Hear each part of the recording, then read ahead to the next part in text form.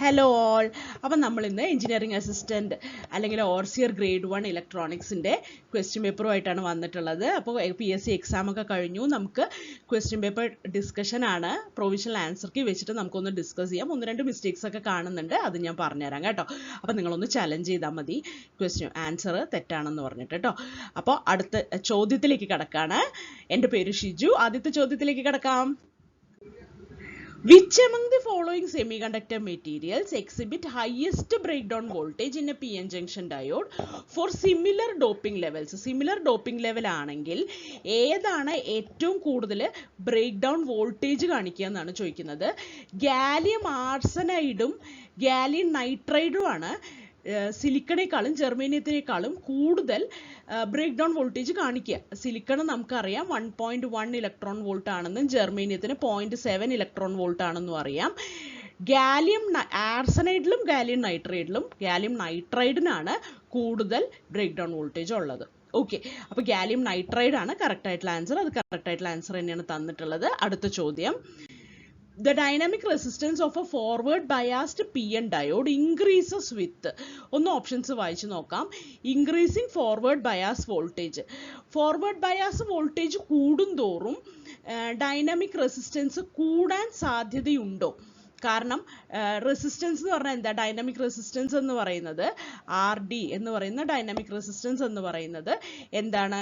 Voltage by current, അതായത് delta V by delta I ആണ് കേട്ടോ. അപ്പോൾ ഫോർവേഡ് ബയാസ് വോൾട്ടേജ് കൂടുന്തോറും നമുക്ക് എന്താണെന്ന് അറിയാം, ഡയോഡിനകത്ത് ബയാസ് വോൾട്ടേജ് കൂടുന്തോറും കറണ്ട് എന്താണ് സംഭവിക്കുന്നത്? കറണ്ട് വല്ലാണ്ട് കൂടുന്നുണ്ട് അല്ലേ? അപ്പം ഇവിടെ ഒരു സ്മോൾ ഇൻക്രീസ് വരുമ്പോൾ ഇവിടെ ഒരു ലാർജ് ഇൻക്രീസ് ആണ് കറണ്ടിന്. അപ്പോൾ ഫോർവേഡ് ബയാസ് വോൾട്ടേജ് കൂടുമ്പോൾ ഡൈനാമിക് റെസിസ്റ്റൻസ് കൂടുകയാണോ ചെയ്യുന്നത്? അല്ല. ഡിക്രീസിങ് DC ബയാസ് കറണ്ട്, അത് ശരിയാ. DC ബയാസ് കറണ്ട് കുറയ്ക്കുക. ബയാസ് കറണ്ട് കുറയുമ്പോഴാണ് കറണ്ട്, അതല്ലേ, ബയാസ് കറണ്ട് കുറയുമ്പോഴാണ് എന്ത് സംഭവിക്കുന്നത്? ഡൈനാമിക് റെസിസ്റ്റൻസ് കുറയുന്നത്. ഇൻക്രീസിങ് ഡോപ്പിംഗ് കോൺസെൻട്രേഷൻ അല്ല, റെഡ്യൂസിങ് ടെമ്പറേച്ചർ അല്ല. B ആണ് ഇവിടെ ഉള്ളതിൽ കറക്റ്റ് ആയിട്ടുള്ള ആൻസർ B ആണ് കേട്ടോ. അടുത്ത ചോദ്യം. The Zener and avalanche breakdown phenomena display opposite temperature coefficient because ഏതിനാണ് പോസിറ്റീവ് ടെമ്പറേച്ചർ കോഎഫിഷ്യന്റ്, ഏതിനാണ് നെഗറ്റീവ് ടെമ്പറേച്ചർ കോഎഫിഷ്യന്റ് എന്ന് അറിഞ്ഞാൽ മതി. സെനറിന് നെഗറ്റീവ് ടെമ്പറേച്ചർ കോഎഫിഷ്യന്റും അവലാഞ്ചയ്ക്ക് പോസിറ്റീവ് ടെമ്പറേച്ചർ കോഎഫിഷ്യന്റും ആണ്. A ആണ് കറക്റ്റ് ആയിട്ടുള്ള ആൻസർ. അത് തന്നെയാണ് തന്നിട്ടുള്ളത്. അടുത്ത ചോദ്യം. For semiconductor diodes, barrier potential decreases by approximately. അപ്പോൾ ബാരിയർ പൊട്ടൻഷ്യൽ എങ്ങനെയാണ് ഡിക്രീസ് ചെയ്യാന്ന് നമ്മൾ പഠിച്ചത്? 2 millivolt for each degree Celsius rise in temperature. A ആണ് കറക്റ്റ് ആയിട്ടുള്ള ആൻസർ കേട്ടോ. അടുത്ത ചോദ്യം. The average value of half wave rectifier is. Value എന്ന് ഉദ്ദേശിച്ചത് വോൾട്ടേജ് ആയിരിക്കണം കേട്ടോ. ഇതൊന്നും ചലഞ്ച് ചെയ്താൽ സാധാരണ കിട്ടാറില്ല. ഇത് നമുക്ക് എല്ലാവർക്കും മനസ്സിലാക്കാവുന്ന ഒരു കാര്യമല്ലേ ഉള്ളൂ. അപ്പോൾ average voltage of half wave rectifier എത്രയാണ്? 2Vm/π അല്ല, Vm/π ആണ്. ഓക്കെ, Vm/2 അല്ല, Vm/√2 അല്ല. എല്ലാം കറക്റ്റ് ആൻസേഴ്സ് ആണ് അല്ലേ? 2Vm/π എന്ന് പറയുമ്പോൾ നമുക്കറിയാം അത് ഫുൾ വേവിൻ്റെ ആണ്. അപ്പോൾ നമുക്കപ്പോൾ കൺഫ്യൂഷൻ ആവും. Vm/2 എന്ന് പറയുമ്പോൾ എന്താണ്? RMS ആണ്. എന്തിൻ്റെ? ഹാഫ് വേവിൻ്റെ. Vm/√2 എന്ന് പറഞ്ഞാൽ എന്താണ്? RMS വോൾട്ടേജ് ആണ്. എന്തിൻ്റെ? ഫുൾ വേവിൻ്റെ. ഓക്കെ, അപ്പോൾ അങ്ങനെ നമുക്ക് കാണുമ്പോൾ തന്നെ ഡൗട്ടൊക്കെ അടിക്കും, പക്ഷേ നമ്മൾ കൃത്യമായിട്ട് ചെയ്യണം കേട്ടോ. അപ്പോൾ എല്ലാം നമ്മൾ വെച്ചിട്ടുള്ള വാല്യൂസ് തന്നെയാണ്. പക്ഷേ ആവറേജ് വോൾട്ടേജ് എന്തിൻ്റെയാണ്? ഹാഫ് വേവിൻ്റെ Vm/π ആണെന്ന് നമ്മളവിടെ തിരഞ്ഞെടുക്കണം എന്നുള്ളതാണ് നമുക്ക് അവിടെയുള്ള ടാസ്ക്. അടുത്ത ചോദ്യം. Switching time of N optocoupler decreases with. ഈ ഒപ്റ്റോകപ്ലറിൻ്റെ സ്വിച്ചിങ് ടൈം കുറയ്ക്കുക എന്ന് വെച്ച് കഴിഞ്ഞാൽ സംഭവം സ്പീഡാക്കാൻ വേണ്ടിയിട്ട് എന്തൊക്കെ ചെയ്യാം? Increase in collector current of photo transistor. സത്യം പറഞ്ഞാൽ അത് ശരിയായിട്ടുള്ള ഒരു ആൻസർ തന്നെയാണ് കേട്ടോ. ഡിക്രീസ് ഇൻ കളക്ടർ കറണ്ട് അല്ല, കളക്ടർ കറണ്ട് കൂടുമ്പോൾ സ്വിച്ചിങ് ടൈം കുറയാൻ സാധ്യതയുണ്ട്. പിന്നെ increase in LED forward current, അത് കാരണവും സ്വിച്ചിങ് ടൈം കുറയാൻ സാധ്യതയുണ്ട്. പക്ഷേ ഇതിൽ ഒരുവിധം നല്ലൊരു ആൻസർ A ആണ്. അപ്പോൾ Aയും Cയും ശരിക്കും പറഞ്ഞ ആൻസർ ആണ്. അപ്പോൾ അതുകൊണ്ട് തന്നെ ഇവിടെ ഒരു ആംബിഗ്വിറ്റി ഉണ്ട്. ഇത് ചലഞ്ച് ചെയ്താൽ കിട്ടാൻ സാധ്യതയുള്ള ഒരു ചോദ്യമാണ് കേട്ടോ. അപ്പോൾ ഇത് ശരിക്കും പറഞ്ഞു കഴിഞ്ഞാൽ ഡിലീറ്റ് ചെയ്താൽ മതി. കാരണം ഏകദേശം കറക്റ്റ് ആൻസേഴ്സ് വരുന്നത് കൊണ്ട് നമുക്ക് പിന്നെ ഉള്ളതിൽ നല്ലൊരു ആൻസർ ശരിക്കും A ആണ്. അതുകൊണ്ട് തന്നെ നമുക്ക് അവിടെ വേണമെങ്കിൽ ചലഞ്ച് ചെയ്താൽ കിട്ടും കേട്ടോ. അടുത്ത ചോദ്യം.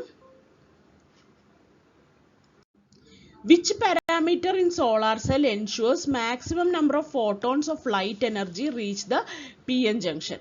High series resistance ആണോ, anti reflective coating and surface texturing ആണോ, തിക്ക് ഗ്ലാസ് കവർ ആണോ, ഹൈ ഡോപ്പിംഗ് കോൺസെൻട്രേഷൻ ആണോ? ഇവിടെ ബി ആണ് ആൻസർ കേട്ടോ. Anti reflective coating and surface texturing ആണ് ആൻസർ. അടുത്ത ചോദ്യം, which material is most commonly used in light dependent resistors LDRs due to its high photosensitivity in the visible spectrum?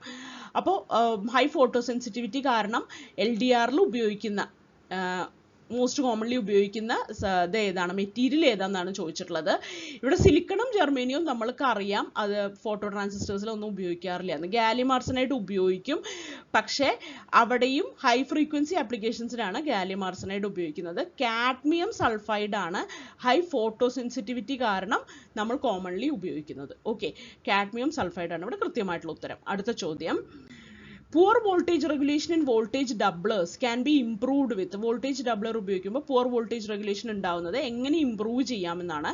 വായിച്ചു നോക്കാം. Increasing input frequency, using smaller capacitors, reducing diode forward voltage, using large value capacitors. ഇവിടെ using large value capacitors ആണ് കൃത്യമായിട്ടുള്ള ഉത്തരം കേട്ടോ. അടുത്ത ചോദ്യം, the output current in a photo transistor depends on. ഇതൊക്കെ നമ്മൾ ഡിസ്കസ് ചെയ്തിട്ടുള്ളതാണ് മാരത്തോൺ MCQസിൽ.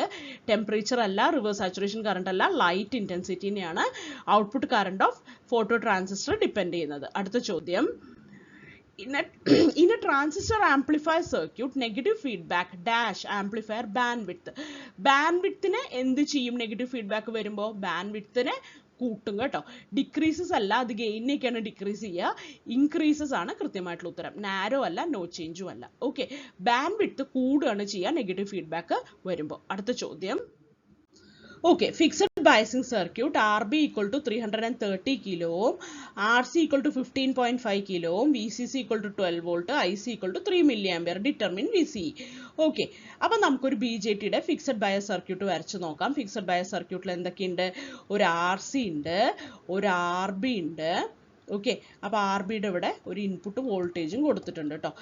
ഇവിടെ ഗ്രൗണ്ടഡ് ആണ്, ഇത് VCC ഇവിടെയാണ് കൊടുക്കുന്നത്. ഓക്കെ, VCE എന്ന് പറയുന്ന ആൾ ഇവിടെയാണ് വരിക. ഓക്കെ, RB എന്ന് പറയുന്നത് 330 കിലോ ഓം ആണെന്ന് തന്നിട്ടുണ്ട്. RC എന്ന് പറയുന്നത് 15.5 കിലോ ഓം ആണെന്ന് തന്നിട്ടുണ്ട്. VCC 12 വോൾട്ടും തന്നിട്ടുണ്ട്. IC എന്ന് പറയുന്നത് എത്രയാ? RCയിലൂടെ പോകുന്ന IC എന്ന് പറയുന്നത് 3 മില്ലി ആംപിയർ ആണെന്നും തന്നിട്ടുണ്ട്. അപ്പോൾ ഔട്ട്പുട്ട് സൈഡിന്റെ KVL എഴുതുമ്പോൾ എന്ത് കിട്ടും? VCC equal to VCE plus IC RC എന്ന് കിട്ടും. അപ്പോൾ നമുക്കറിയാം VCE എന്ന് പറയുന്നത് VCE പ്ലസ് IC എന്ന് പറയുന്നത് 3 milli ampere. 3 milli ampere into RC എന്ന് പറയുന്നത് 15.5 കിലോ ഓം. ഓക്കെ, അതാണ് VCC എന്ന് പറയുന്നത്. VCC എന്ന് പറയുന്നത് എത്രയാ? 12 വോൾട്ട് ആണ്. അപ്പോൾ VCE എന്ന് പറഞ്ഞാൽ എന്ത് കിട്ടും?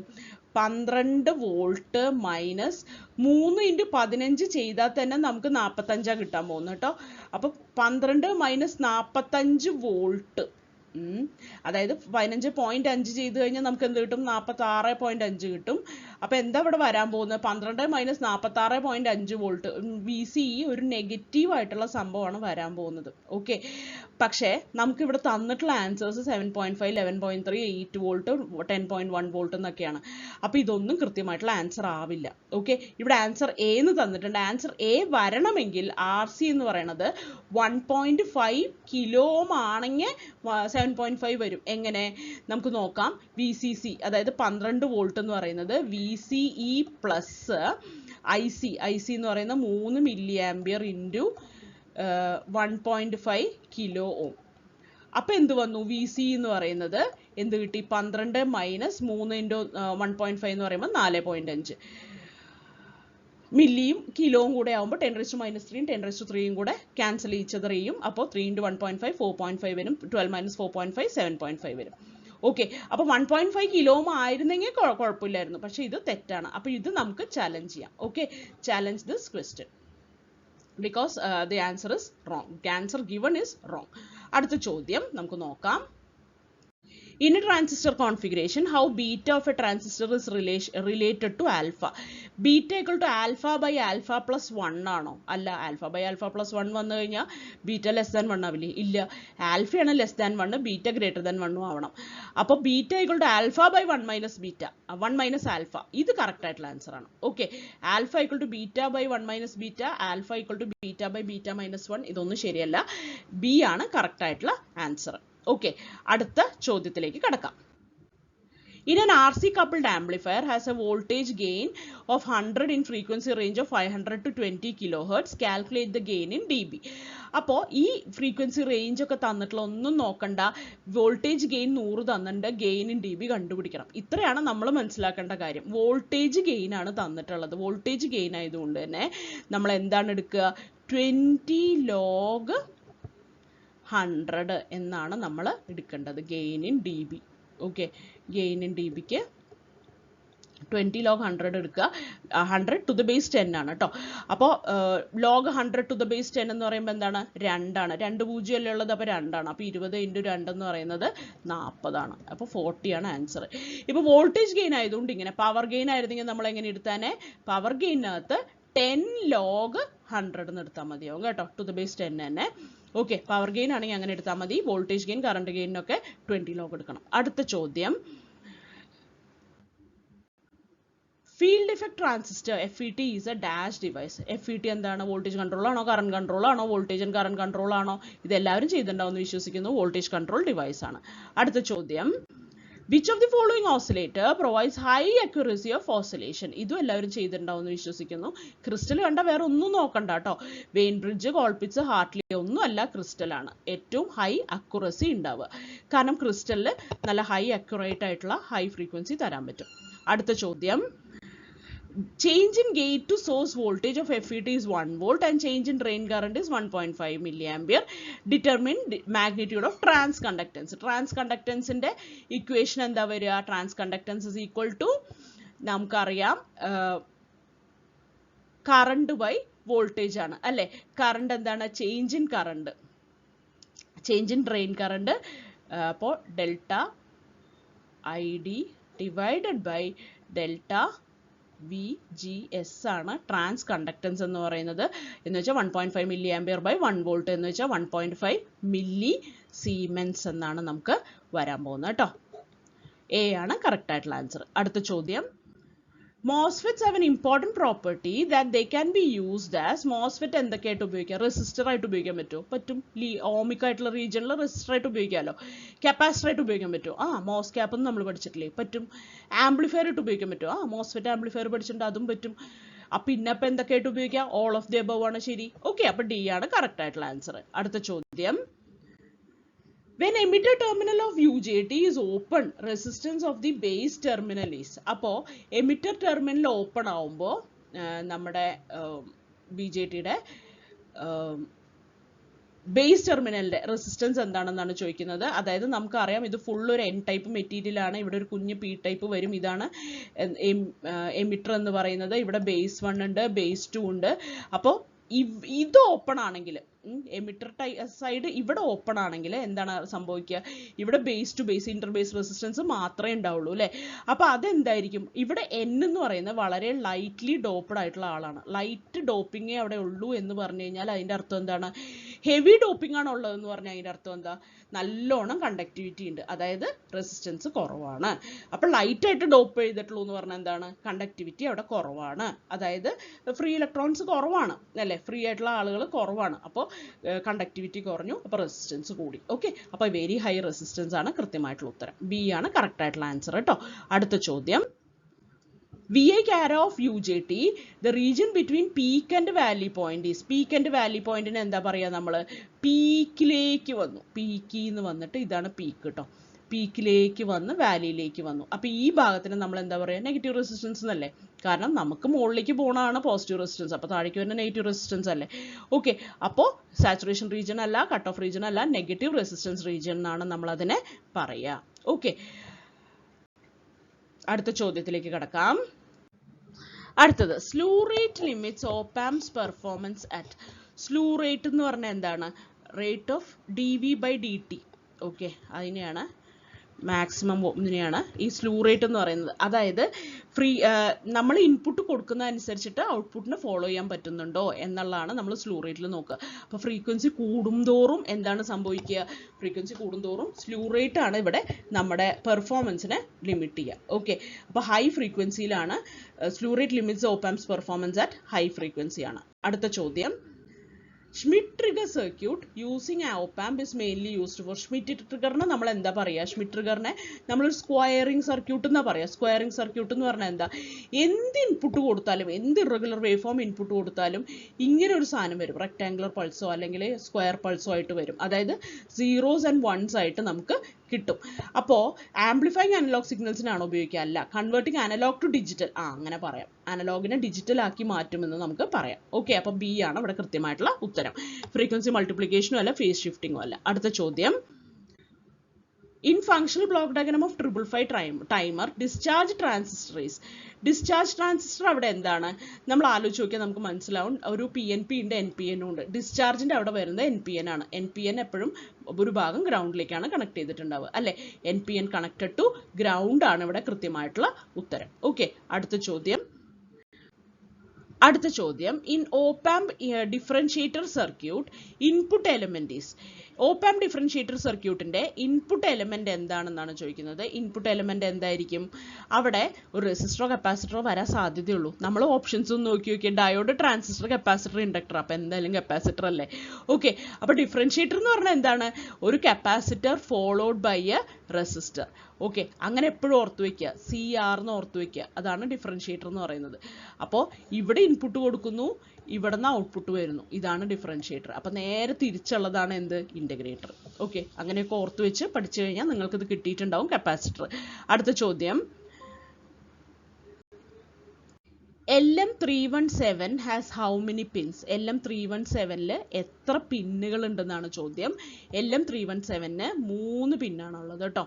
അതൊരു LM317 ഒരു വോൾട്ടേജ് റെഗുലേറ്റർ ആണ്. അതിന് 3 പിന്നുകളാണ് ഉള്ളത്. ഓക്കെ, അടുത്ത ചോദ്യം, the reference voltage Vref in a DAC is used to. Reference voltage എന്തിനാണ് നമ്മൾ ഉപയോഗിക്കുന്നത്? റെഫറൻസ് വോൾട്ടേജ് എന്ന് പറയുന്ന ആള് നമുക്ക് ഔട്ട്പുട്ട് വോൾട്ടേജ് റേഞ്ച് ഡിഫൈൻ ചെയ്യാൻ ഉപയോഗിക്കാം. അക്യുറസി, റെസൊല്യൂഷൻ, ഇതിനൊക്കെ Vref-ആയിട്ട് ബന്ധപ്പെട്ടിട്ടുള്ള ഇക്വേഷൻസ് ആണ് നമ്മുടെ കയ്യിലുള്ളത് അല്ലേ? അപ്പം നമുക്ക് ഫുൾ സ്കെയിൽ വോൾട്ടേജ്, അതേപോലെ തന്നെ അക്യുറസി, റെസൊല്യൂഷൻ, ഇതൊക്കെ ആണ് ഉത്തരം. നമുക്ക് നോക്കാം കേട്ടോ. Set the output voltage range, ഇത് ശരിയാണ്. സ്റ്റെബിലൈസ് ഇൻപുട്ട് അല്ല, റെഡ്യൂസ് പവർ അല്ല, കൺട്രോൾ ക്ലോക്ക് ഫ്രീക്വൻസി അല്ല. അപ്പോൾ ഇതുള്ളതിൽ തന്നിട്ടുള്ളത് ഔട്ട്പുട്ട് വോൾട്ടേജ് റേഞ്ചിന്റെ കാര്യമാണ്. അപ്പോൾ A ആണ് കൃത്യമായിട്ടുള്ള ഉത്തരം കേട്ടോ. അടുത്ത ചോദ്യം, output impedance of N ideal R2R ladder DAC is. Output impedance R2R ലാഡറിന്റെ ചോദിച്ചു കഴിഞ്ഞാൽ നമുക്ക് പറയാം അത് 6 ആണെന്ന് പറയാം. ഡാക്കും കൂടെ വരുമ്പോൾ അവിടെ 2Rന്റെ ഫീഡ്ബാക്ക് റെസിസ്റ്റൻസും കൂടെ അവിടെ നമ്മൾ ഉപയോഗിക്കുന്നുണ്ട് കേട്ടോ. അപ്പോൾ ശരിക്കും പറഞ്ഞു കഴിഞ്ഞാൽ അവിടെ ഓപ്പ് ആമ്പിൻ്റെ ഇതും കൂടെ വരുമ്പോൾ സത്യം പറഞ്ഞു കഴിഞ്ഞാൽ നമുക്ക് അവിടെ 0 ആണ് ഔട്ട്പുട്ട് ഇംപിഡൻസ് വരേണ്ടത്. ഓക്കെ, അല്ലെങ്കിൽ വെരി ലോ എന്നാണ് നമുക്ക് ഔട്ട്പുട്ട് ഇംപിഡൻസ് വരേണ്ടത്. പക്ഷേ അതുമായിട്ട് ബന്ധപ്പെട്ടിട്ട് നമുക്ക് ശരിക്കും പറഞ്ഞു കഴിഞ്ഞാൽ 6 എന്ന് വേണമെങ്കിൽ കൊടുക്കാം. 2R എന്തായാലും വരില്ല, R/2 വരില്ല, പിന്നെ ഇൻഫൈനൈറ്റും വരില്ല. ലോ അല്ലെങ്കിൽ വെരി ലോ ആണ് നമ്മൾ ഓപ്പ് ആമ്പും കൂടെ കൺസിഡർ ചെയ്യുകയാണെങ്കിൽ വരുന്നത്. ലാഡർ മാത്രം കൺസിഡർ ചെയ്താൽ 6 ആണ് വരിക. അപ്പോൾ B എന്തായാലും ഉത്തരം ഇവിടെ വരാൻ സാധ്യതയില്ല. ഇതൊന്ന് ചലഞ്ച് ചെയ്താൽ നല്ലതാണ്. അടുത്ത ചോദ്യം, the accuracy of ramp type ADC mainly depends on.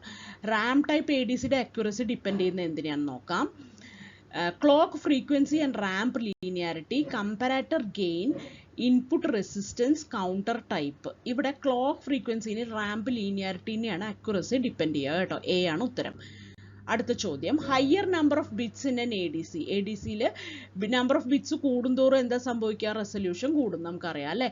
Lower resolution അല്ല, higher resolution. Slower conversion, lower accuracy. ഇതിൽ ഏറ്റവും നല്ല ഉത്തരം ഹയർ റെസൊല്യൂഷൻ ആണ്. അടുത്ത ചോദ്യം, Conversion time of a successive approximation ADC depends on. Successive approximation ADC യുടെ conversion time എന്താണ്? n into t clock ആണ് അല്ലേ?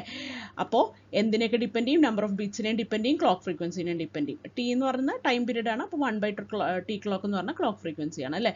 അപ്പോൾ ഇൻപുട്ട് വോൾട്ടേജ് ആംപ്ലിറ്റ്യൂഡ് അല്ല, സ്റ്റെപ്പ് സൈസ് അല്ല, number of bits and clock frequency ആണ് കൃത്യമായിട്ടുള്ള ഉത്തരം കേട്ടോ. സി ആണ് ഉത്തരം. അടുത്ത ചോദ്യം, which impedance is defined as an impedance seen looking into the network with the other end terminated by the same impedance? Okay, അപ്പോൾ നമ്മൾ ഒരു നെറ്റ്വർക്കിൻ്റെ ഉള്ളിലേക്ക് നോക്കുകയാണ്, എന്നിട്ട് അതർ എൻഡ് സെയിം ഇമ്പിഡൻസ് വെച്ചിട്ട് തന്നെയാണ് ടെർമിനേറ്റ് ചെയ്തിട്ടുള്ളത്.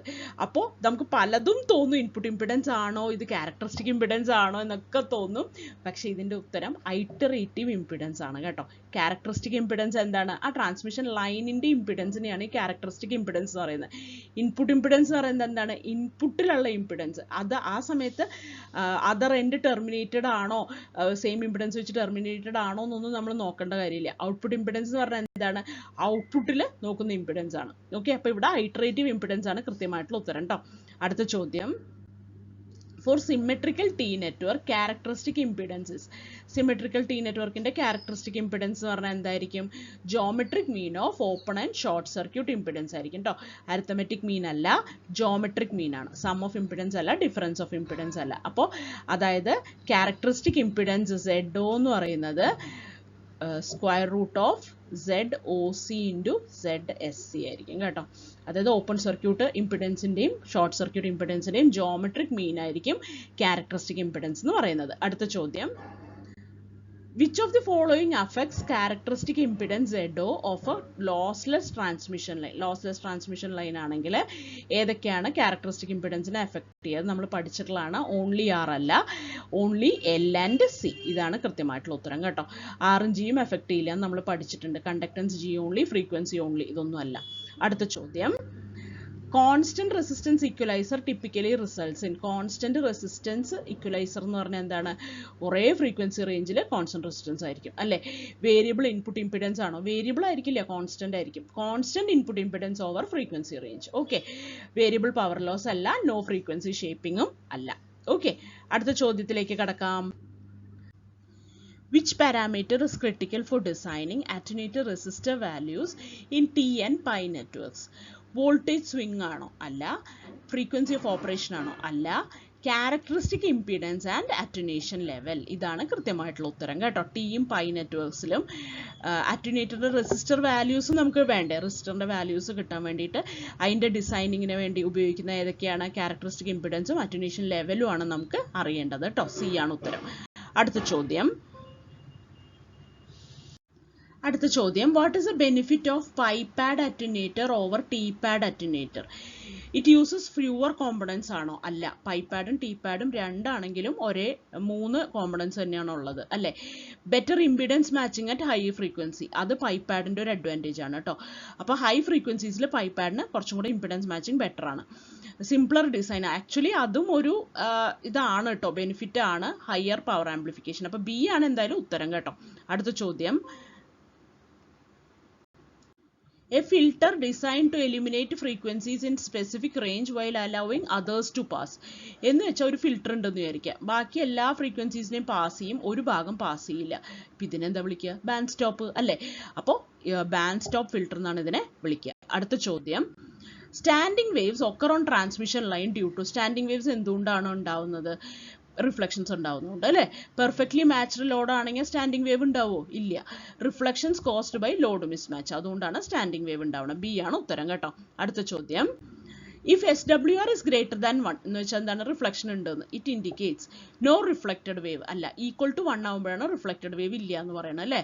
Presence of reflected wave leading to standing waves. Okay, അപ്പോൾ ബി ആണ് ഉത്തരം. അടുത്ത ചോദ്യം, which waveguide type typically supports guided light waves at optical frequencies? Optical fiber ഒക്കെ എന്ത് ടൈപ്പ് ഓഫ് വേവ് ഗൈഡ് എന്നാണ് ചോദിക്കുന്നത്. റെക്ടാങ്കുലർ ആണോ? അല്ല. സർക്കുലർ അല്ല. ഡൈഇലക്ട്രിക് വേവ് ഗൈഡ് എന്നാണ് നമ്മൾ അതിനെ വിളിക്കുക കേട്ടോ. ഡൈഇലക്ട്രിക് വേവ് ഗൈഡ്സ് ആണ് ഒപ്റ്റിക്കൽ ഫൈബേഴ്സ് ഒക്കെ. അടുത്ത ചോദ്യം, Which of the following microphone works using the principle of capacitance variation with sound? നമുക്ക് നോക്കാം. കാർബൺ മൈക്രോഫോൺ ആണോ, മൂവിംഗ് കോയിൽ മൈക്രോഫോൺ ആണോ, റിബൺ മൈക്രോഫോൺ ആണോ, കണ്ടൻസർ മൈക്രോഫോൺ ആണോ? പേരിന് തന്നെ നമുക്ക് അറിയാലോ, ഇതൊക്കെ പഠിച്ചിട്ടുള്ളത് നമ്മൾ അല്ലേ. കണ്ടൻസർ ആണ് കപ്പാസിറ്റൻസ്. ഓക്കെ, കണ്ടൻസർ മൈക്രോഫോൺ ആണ് പ്രിൻസിപ്പിൾ ഓഫ് കപ്പാസിറ്റൻസ് വെച്ചിട്ട് വർക്ക് ചെയ്യുക. Diaphragm of a moving coil microphone converts moving coil microphone diaphragm എന്തിനായിട്ടാണ് കൺവേർട്ട് ചെയ്യുക നോക്കാം. ഇലക്ട്രിക്കൽ ടു സൗണ്ട് ആണോ? മൈക്രോഫോൺ ആണ് കേട്ടോ. അപ്പോൾ ഇലക്ട്രിക്കൽ ടു സൗണ്ട് എന്തായാലും അല്ല. മൈക്ക് എന്താണ് ചെയ്യുക?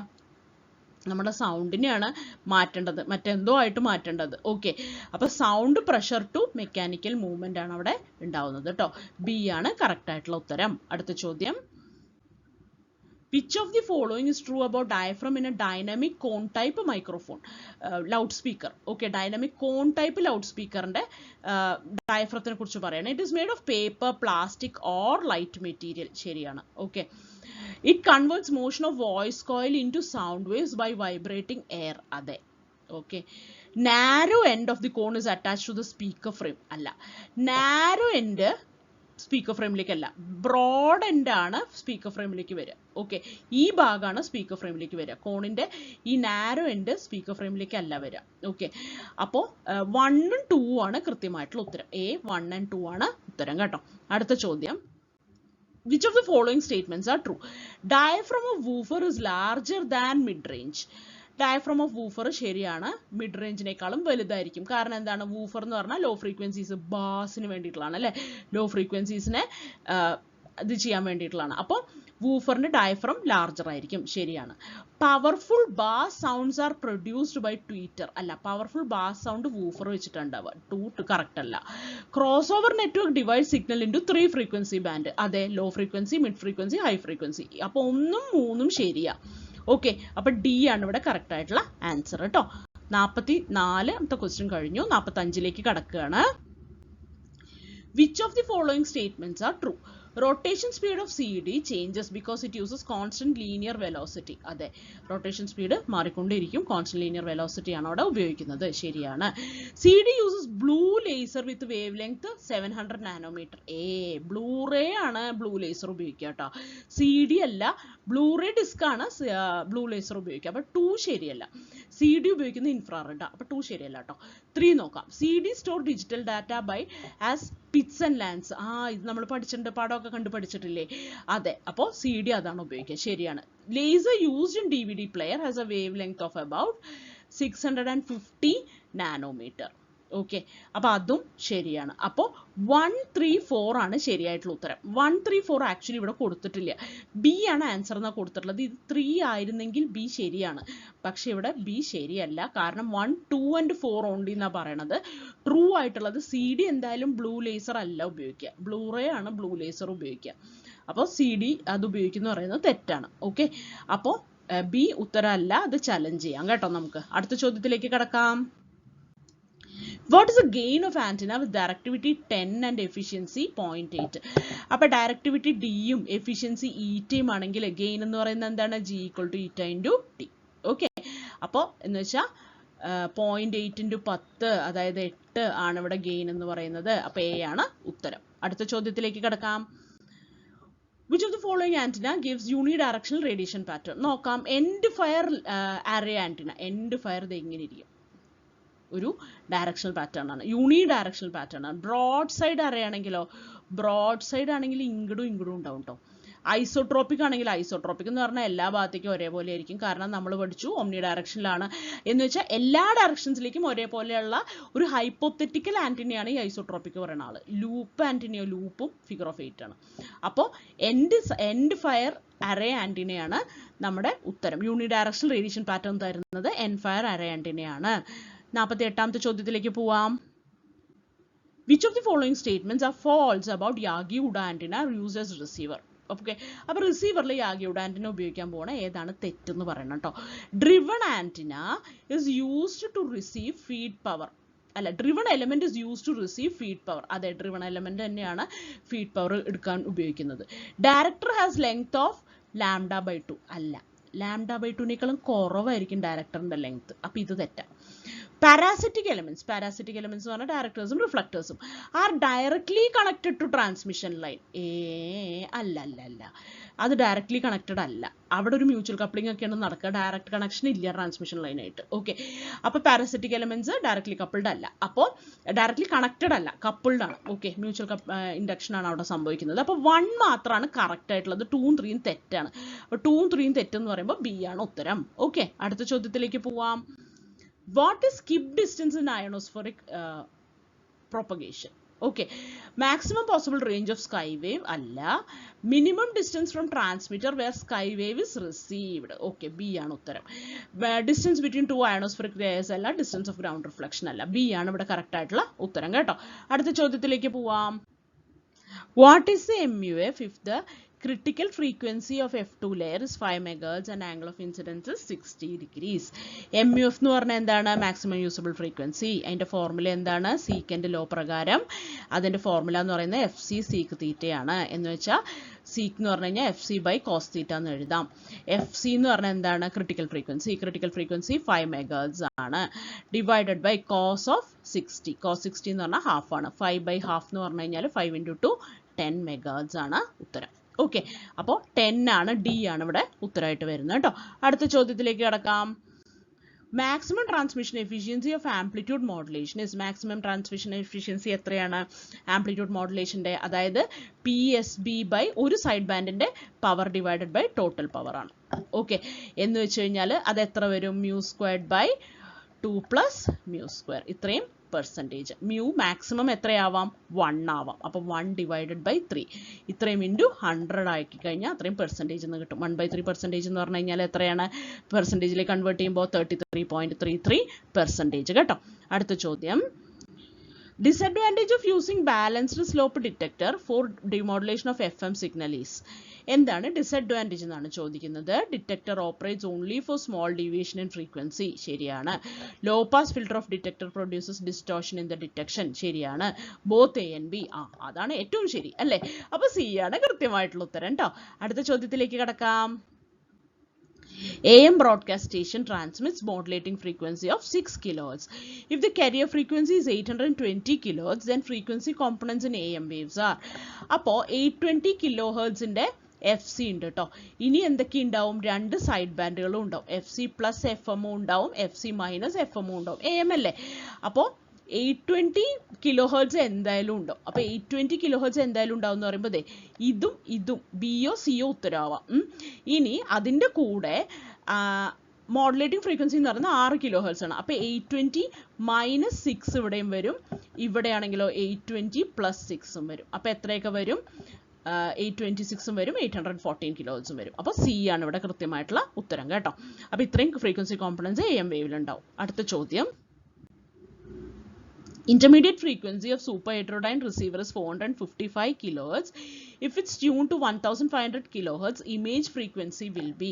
Image frequency യുടെ ഫോർമുല എന്താണ്? നമുക്കറിയാം, അത് FS + 2FIF ആണ്.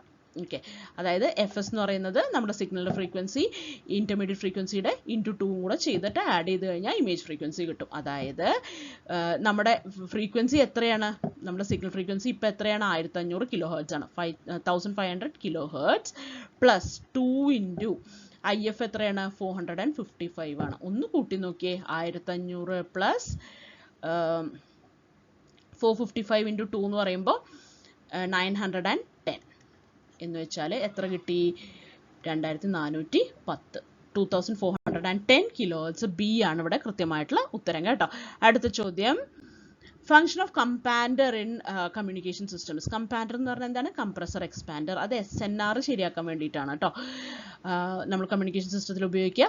Equalise SNR for both weak and strong signals. അതിനാണ് കമ്പാൻഡർ ഉപയോഗിക്കുക. ഇൻക്രീസ് ആംപ്ലിഫിക്കേഷൻ അല്ല, ഇംപ്രൂവ് മൾട്ടിപ്ലെക്സിംഗ് അല്ല, ഇംപ്രൂവ് A to D കൺവേർഷനും അല്ല കേട്ടോ. അടുത്ത ചോദ്യം. A single tone 5 kHz message signal is sampled at 9 kHz, 7 kHz and 12 kHz. Aliasing effect will be seen in the reconstructed signal when signal is sampled at. അപ്പോൾ നമുക്കിവിടെ Nyquist theorem ആണ് ഉപയോഗിക്കുന്നത്. Aliasing എന്നൊക്കെ പറയുമ്പോൾ തന്നെ നൈക്വിസ്റ്റ് തിയറം ഓർമ്മ വരിക. FS is greater than or equal to 2FM എന്ന് വെച്ച് കഴിഞ്ഞാൽ 5 kHz ഉള്ള സിഗ്നലാണ്. എന്ന് വെച്ചാൽ 2 × 5 kHz ചെയ്ത് കഴിഞ്ഞാൽ നമുക്ക് എത്ര കിട്ടണം? 10 10 അതിൽ കൂടുതലോ ആണെങ്കിൽ നമ്മൾ ഓക്കെയാണ്. ഓക്കെ, അപ്പൊ 10 കിലോ ഹേർട്സോ എഫ് എന്ന് പറയുന്ന ആള് 10 അതിൽ കൂടുതലോ കിലോ ഹേർട്സ് ഉള്ള സിഗ്നൽ ആണെങ്കിൽ നമ്മൾ ഒരു ഏലിയാസിങ് അവിടെ ഉണ്ടാവില്ല. അപ്പൊ 9 കിലോ ഹേർട്സിൽ വെച്ച് സാമ്പിൾ ചെയ്താലോ ഏലിയാസിങ് ഉണ്ടാവും, 7 വെച്ച് സാമ്പിൾ ചെയ്താലോ ഏലിയാസിങ് ഉണ്ടാവും, 12 ഉണ്ടാവില്ല. അപ്പൊ 9 7 ആണ് കൃത്യമായിട്ടുള്ള ഉത്തരം. ബി ആണ് ഇവിടെ ഉത്തരം കേട്ടോ. അടുത്ത ചോദ്യം, indirect method of FM generation does not require carrier oscillator to respond directly to modulating signal. അത് സത്യമാണോ? ശരിയാണ് അല്ലേ? It uses frequency multiplication. അതെ, അതിലെന്തൊക്കെയുണ്ടാവും? ഇൻഡയറക്റ്റ് ജനറേഷൻ എന്ന് പറഞ്ഞാൽ എന്താണ്? ആദ്യം PM ജനറേറ്റ് ചെയ്തിട്ട് അതിനെ ഫ്രീക്വൻസി മൾട്ടിപ്ലൈ ചെയ്തിട്ട് ആദ്യം നാരോ ബാൻഡ് ചെയ്തിട്ട് പിന്നെ അതിനെ വൈഡ് ബാൻഡ് ആക്കുകയൊക്കെയാണ് ചെയ്യുന്നത് അല്ലേ? അപ്പോൾ ഫ്രീക്വൻസി മൾട്ടിപ്ലയർ അവിടെ എന്തായാലും യൂസ് ചെയ്യുന്നുണ്ട്. It generate stable FM. ശരിയാണ്. It involves crystal oscillator, phase modulator and frequency multiplier. അതും ശരിയാണ്. ഓക്കെ, അപ്പോൾ ഓൾ ഓഫ് ദി എബവ് ആണ് കൃത്യമായിട്ടുള്ള ഉത്തരം. ഓക്കെ, അടുത്ത ചോദ്യത്തിലേക്ക് കടക്കാം. The disadvantage of frequency modulation over amplitude modulation are, നമുക്ക് നോക്കാം. It is prone to selective fading. ശരിയാണ്. നല്ല വലിയൊരു ബാൻഡ്വിഡ്ത്ത് ഒക്കെ ഉള്ളതുകൊണ്ട് സെലക്റ്റീവ് ഫേഡിങ് സംഭവിക്കാൻ സാധ്യത കൂടുതലാണ് ഫ്രീക്വൻസി മോഡുലേഷന്. ക്യാപ്ചർ ഇഫക്റ്റ് ഉണ്ടാവും. ശരിയാണ്. സ്ട്രോങ് സിഗ്നൽസ് വരുമ്പോൾ വീക്ക് സിഗ്നൽസിനെ നമ്മൾ നെഗ്ലക്ട് ചെയ്യാൻ സാധ്യതയുണ്ട്. ക്യാപ്ചർ എഫക്റ്റും ഉണ്ടാവും. Poorer signal to noise ratio at higher frequency. അതെ, അങ്ങനൊരു സാധനം ഉള്ളതുകൊണ്ടാണല്ലോ പ്രീ എംഫസിസും ഡി എംഫസിസും ഒക്കെ നമ്മൾ ഉപയോഗിക്കുന്നത്. അതും ശരിയാണ്. അപ്പൊ ഡി ആണ് ഇവിടെ കൃത്യമായിട്ടുള്ള ഉത്തരം. ഓക്കെ, അടുത്ത ചോദ്യം, PAM signal can be detected using. PAM എങ്ങനെ ഡിറ്റക്ട് ചെയ്യുക? ഹൈ പാസ് വെച്ചിട്ടാണോ? അല്ല, ലോ പാസ്. നമ്മൾ ലാബിൽ ചെയ്ത എക്സ്പെരിമെന്റ് മാത്രം ഓർത്താൽ മതി. ഇവിടെ ഇതൊക്കെ പെട്ടെന്ന് കിട്ടും കേട്ടോ. ബി ആണ് ഉത്തരം. ലോ പാസ് ഫിൽട്ടർ ആണ്. അടുത്ത ചോദ്യം, in pulse code modulation if number of quantisation level is increase from 16 to 256 bandwidth requirement will approximately B. അപ്പൊ ഈ 16 എന്ന് പറയുന്നത് 2⁴ ആണെന്ന് നമുക്കറിയാം. 2⁸ ചെയ്ത് കഴിഞ്ഞാൽ നമുക്ക് എന്ത് കിട്ടി? 256 കിട്ടി കേട്ടോ. ഈ 4 8 എന്നൊക്കെ പറയുന്നത് എന്താണ്? PCMലെ നമ്പർ ഓഫ് ബിറ്റ്സിനെയാണ് ഈ 4 8 എന്നൊക്കെ പറയുന്നത്. ഓക്കെ, അപ്പോ നമ്മുടെ PCMന്റെ ബാൻഡ്വിഡ്ത്ത് എന്ന് പറഞ്ഞാൽ എന്താണ്? ഈ N/Fs ആണ്. നമ്മുടെ ആദ്യത്തെ ബേസിക് ആയിട്ടുള്ള സിഗ്നൽ ഫ്രീക്വൻസിയുടെ base band signal into N എന്നാണ് പറയുന്നത് അല്ലേ? അപ്പൊ ആദ്യം ബാൻഡ്വിഡ്ത്ത് N/Fs എന്ന് പറയുന്ന 4/Fs ആയിരുന്നു. പിന്നീട് അത് 8/Fs ആയി മാറി. ഓക്കെ, അപ്പോൾ 8/Fs ആവുമ്പോൾ ബാൻഡ്വിഡ്ത്ത് റിക്വയർമെന്റ് എത്ര കൂടും എന്നാണ് ചോദിക്കുന്നത്. അപ്പോൾ 8Fs ഡിവൈഡഡ് ബൈ 4Fs ആണ് ഉത്തരം. അതായത് 2 ആണ് ഉത്തരം. ഓക്കെ, അപ്പൊ എ ആണ് ഇവിടെ കറക്റ്റ് ആയിട്ടുള്ള ആൻസർ. ഓക്കെ, മനസ്സിലായെന്ന് വിശ്വസിക്കുന്നു. അടുത്ത ചോദ്യം, which modulation scheme is used in transmitting sound in the monochrome TV transmission method? Sound എങ്ങനെ ട്രാൻസ്മിറ്റ് ചെയ്യുക? FM വെച്ചിട്ട്. വീഡിയോ എങ്ങനെ ട്രാൻസ്മിറ്റ് ചെയ്യുക? VSB AM വെച്ചിട്ട്. വെസ്റ്റിജിയൽ സൈഡ് ബാൻഡ് AM ആണ് അവിടെ ഉപയോഗിക്കുക. എന്തിന്? വീഡിയോയ്ക്ക്. സൗണ്ടിനോ? FM. ഓക്കെ, പിക്ചറിന് AM ഉം സൗണ്ടിന് FM. അടുത്തത്, in TV transmission which bandwidth saving method is used in video transmission? VSB. Vestigial side band ആണ് ഉപയോഗിക്കുക കേട്ടോ. അടുത്ത ചോദ്യം, colour killer kills the colour when. Colour killer എപ്പോഴാണ് കളറിനെ കില്ല് ചെയ്യുക? അതായത് ഒരു മോണോക്രോം ട്രാൻസ്മിഷൻ നമ്മൾ ഉപയോഗിക്കുന്നുണ്ടെന്ന് വിചാരിക്കാം. ഓക്കെ, അതായത് ഒരു ബ്ലാക്ക് ആൻഡ് വൈറ്റിലാണ് സിഗ്നൽ വരുന്നതെന്ന് വിചാരിക്കുക. നമ്മുടെ കയ്യിലുള്ള റിസീവർ കളർ റിസീവർ ആണെന്ന് വിചാരിക്കുക.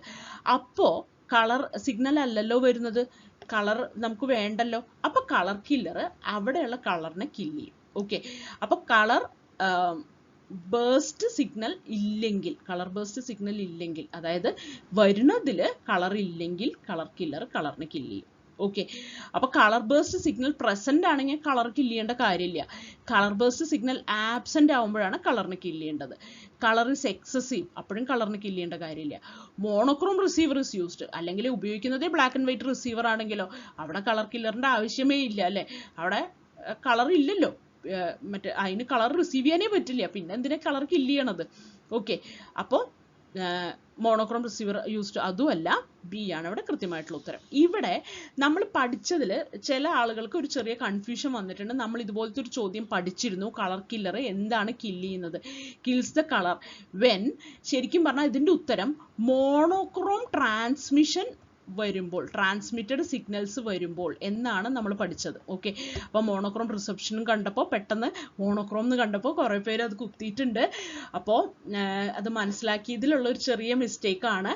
മോണോക്രോം ആയിട്ടുള്ള സിഗ്നൽ ട്രാൻസ്മിറ്റ് ചെയ്ത് വരുമ്പോഴാണ് നമ്മൾ കളർ കില്ലർ ഉപയോഗിക്കുക കേട്ടോ.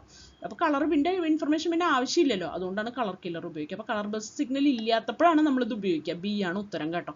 അടുത്ത ചോദ്യം, which stages of colour T V receiver controls contrast and brightness? Brightness എന്ന് പറയുമ്പോൾ നമ്മൾ എപ്പോഴും ലൂമിനൻസ് പറഞ്ഞുകൊണ്ടിരുന്നിട്ടുണ്ട്. അപ്പോൾ കളർ ടി വി എന്ന് വന്നപ്പോൾ കുറച്ച് പേർക്ക് കൺഫ്യൂഷൻ വന്നു.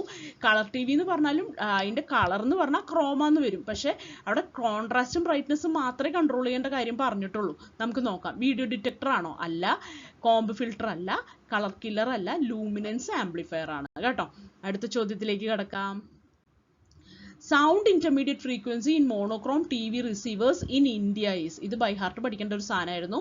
33.4 മെഗാഹെർട്സ് ആണ് കേട്ടോ. അത് 33.4 മെഗാഹെർട്സ് ആണ് sound intermediate frequency monochrome T V റിസീവേഴ്സിന്റെ, ഇന്ത്യയിലുള്ള മോണോക്രോം ടി വി റിസീവേഴ്സിന്റെ പാലിന്റെ. ഓക്കെ, അടുത്ത ചോദ്യം, blind speed problem in radar is avoided using. റഡാറിലെ ബ്ലൈൻഡ് സ്പീഡ് പ്രോബ്ലം എങ്ങനെയാണ് അവോയ്ഡ് ചെയ്യാൻ നോക്കാം.